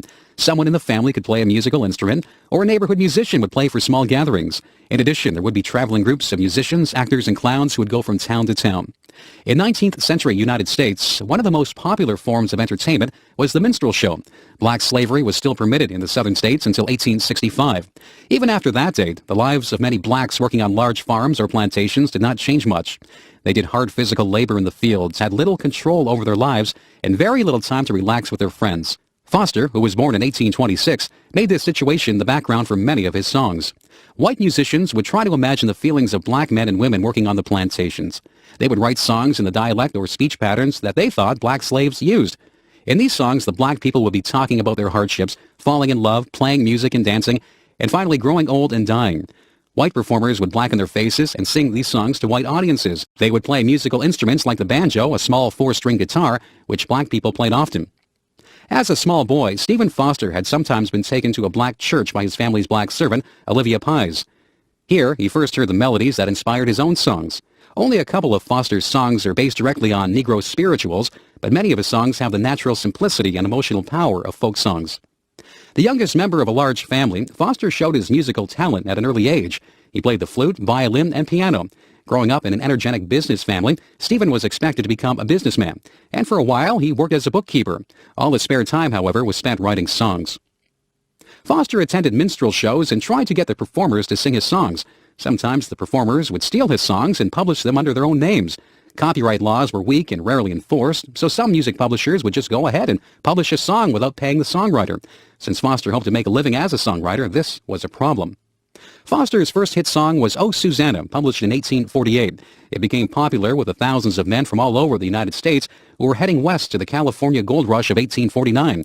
Unfortunately, as an unknown songwriter, Foster received no money from his early songs. He seems to have given them outright to the music publishers just to establish his reputation. Foster's name, however, was soon widely known, and in 1849 he was able to afford to give up bookkeeping and marry the daughter of a Pittsburgh physician. During the next 5 years, he earned a moderately good income from songwriting. In 1851, a daughter, Marion, was born. Foster wrote many of his best-known songs at this time: Old Folks at Home in 1851, My Old Kentucky Home in 1853, and Jeannie with a Light Brown Hair in 1854. Difficulties in Foster's marriage began fairly soon. These may have been partly due to his strange work habits. He spent days locked in his room working on his songs. Then he would rush out with his materials to the local music store, presumably to test out the songs on his friends. He also became more and more addicted to alcohol. Eventually, his wife and daughter left him. Foster died alone in a rooming house in 1864. Immigrants to the United States brought their traditional folk songs with them. However, there are very few typically American songs. Foster provided many songs that expressed the life of 19th century USA. His songs were easy to sing and were popular with nearly everyone. In a sense, Foster helped to create roots for American popular music. Sunday morning at church. Every Sunday is a holiday or half-holiday in North America. Some stores may be open, but banks, offices, and government services are usually closed. Sunday closing has a Christian origin. Christians believe that Jesus Christ rose from the dead on a Sunday morning, so Sunday is known as the Lord's Day. About 30 or 35% of North Americans attend church regularly on Sunday mornings. About the same percentage attend church occasionally. At Christmas and Easter, the churches are very full as people celebrate these two important holy days. Nearly everybody goes to church at least 3 times. They are baptized or dedicated as a child. Most people are married in a church, and many people are buried after a church service. Church services are usually held Sunday mornings, often at 11 o'clock a.m., although there may also be evening services provided. Most services last an hour. Their purpose is to worship God and to help people focus on religious and moral beliefs. The service is led by a pastor, minister, or priest, who usually also looks after the people and the business of the church. It is the pastor who delivers the sermon, a 20-minute talk on a religious or moral matter. Usually members take part in the service. They may lead the singing, read from the Bible, offer prayers for the congregation, take up the collection, or act as ushers. Most churches also have a choir, a group of singers who lead in singing the hymns. There are many cultural traditions connected to going to church. People normally wear their best clothing and try to be on their best behavior. Talking or making noise in church is usually considered bad. This is why children often have a separate children's church or Sunday school, where they can be more like children. The Sunday service is the main weekly event in many churches, but nowadays there are a growing number of large super churches which organize all kinds of activities for their members. These churches usually have large buildings and a large staff to plan and lead various activities. These might include prayer group, counseling and social work, youth programs, social action, fundraising events, etc. Many large churches have gymnasiums for regular sports activities. At the same time, house churches are also becoming very popular. These are small groups of people who meet at private homes. Sometimes a group will meet in a house until they have the money to buy a church. But many people say they prefer to meet in small groups. That way they get to know one another better. Then they feel comfortable sharing their problems and successes and praying for each other. Some say that large churches can interfere with getting close to God and other Christians. There are many different brands of Christianity. The largest single denomination in North America is Roman Catholicism. One large Christian brands are Episcopalian, Methodist, Baptist, Pentecostal, Lutheran, and Presbyterian. All have slightly different traditions and beliefs. Although in the past these groups have often been in conflict with one another, today they usually cooperate in working together for their members and the community. Thanksgiving Day. Thanksgiving Day has a special meaning for Americans. Many holidays were brought along from Europe by the early settlers and didn't change very much. But Thanksgiving takes on a special shape in North America. That is because of the Thanksgiving celebrated by the early Pilgrim settlers in Massachusetts in 1621. These early settlers were from England, and they were known as Puritans. This is because they wanted to purify the state religion of England. They felt that the churches were more concerned with politics and customs than God and worship. They were also called pilgrims because they were willing to travel to other countries in order to worship God the way they wanted to. When the English government put some of the pilgrims in jail, the rest left England and went to the Netherlands. In the Netherlands, they could have their own churches. However, it was hard to earn a living there, and at first they didn't know the language. In time, the English king learned where they were and tried to have them arrested, so they thought of another plan. Pilgrim leaders like William Brewster attempted to raise money to start a colony in North America. They would have to borrow money and pay it back later. 30 members of the Pilgrim Church in the Netherlands voted to sail to America with their families. They returned to England and set sail on two ships, the Speedwell and the Mayflower. When the Speedwell appeared unable to cross the ocean, both ships returned to England. All who still wanted to sail crowded into the Mayflower and set sail on September 6, 1620. Many of the passengers became sick during the long voyage, and some died. They encountered fierce storms because they were sailing late in the season. After 66 days, they sighted the sandy shoreline of Cape Cod in present-day Massachusetts. There was disagreement between the Pilgrims and others on board ship about what to do. So first they had to agree to a common form of government and elect a governor. Since winter was coming, they decided to stay on the ship till spring. About half of the remaining settlers died during the first winter. When the Mayflower sailed back to England, only about 50 settlers were left. Nearly half of these were children. There were Indians in Massachusetts, but at first they were not friendly. They shot arrows at the settlers. But one day, a friendly Indian named Samoset came to visit them. He spoke English and could tell them many things. He brought another Indian named Squanto, who showed the Pilgrims how to plant corn. Eventually, their chief, Massasoit, came, and he promised to keep peaceful relations with the settlers. All spring and summer of 1621, the Pilgrims worked hard in the fields. They also finished building houses and barns. In the fall, they were delighted to see that the corn and vegetables had grown well. They decided to have a Thanksgiving feast and invited their Indian friends. On the day of the feast, Chief Massasoit came with 90 Indians. There were turkeys, deer meat, and fish to eat. The feast lasted 3 days. When the food ran low, the Indians went out to shoot more birds and animals. The Pilgrims and Indians competed in races, wrestling, shooting, and other games. The Pilgrims addressed prayers and thanks to God for providing food, shelter, freedom of religion, and friendly Indians in this new land. Ever since 1621, Thanksgiving celebrations include memories of that special occasion. Today, turkeys, cranberries, corn, and squash are usually part of the Thanksgiving meal. In the United States, Thanksgiving Day is a national holiday. It's celebrated every year on the fourth Thursday in November. In Canada, where the harvest is earlier, Thanksgiving is celebrated on the second Monday of October. The celebration always includes giving thanks for the good things that people have received, especially for food and families. Along with this goes the Thanksgiving meal, when so many good things are eaten. The Calgary Stampede. The Wild West, as we know it from Hollywood westerns, did not last a long time. Its height was from about 1865 to 1885, for only 20 years.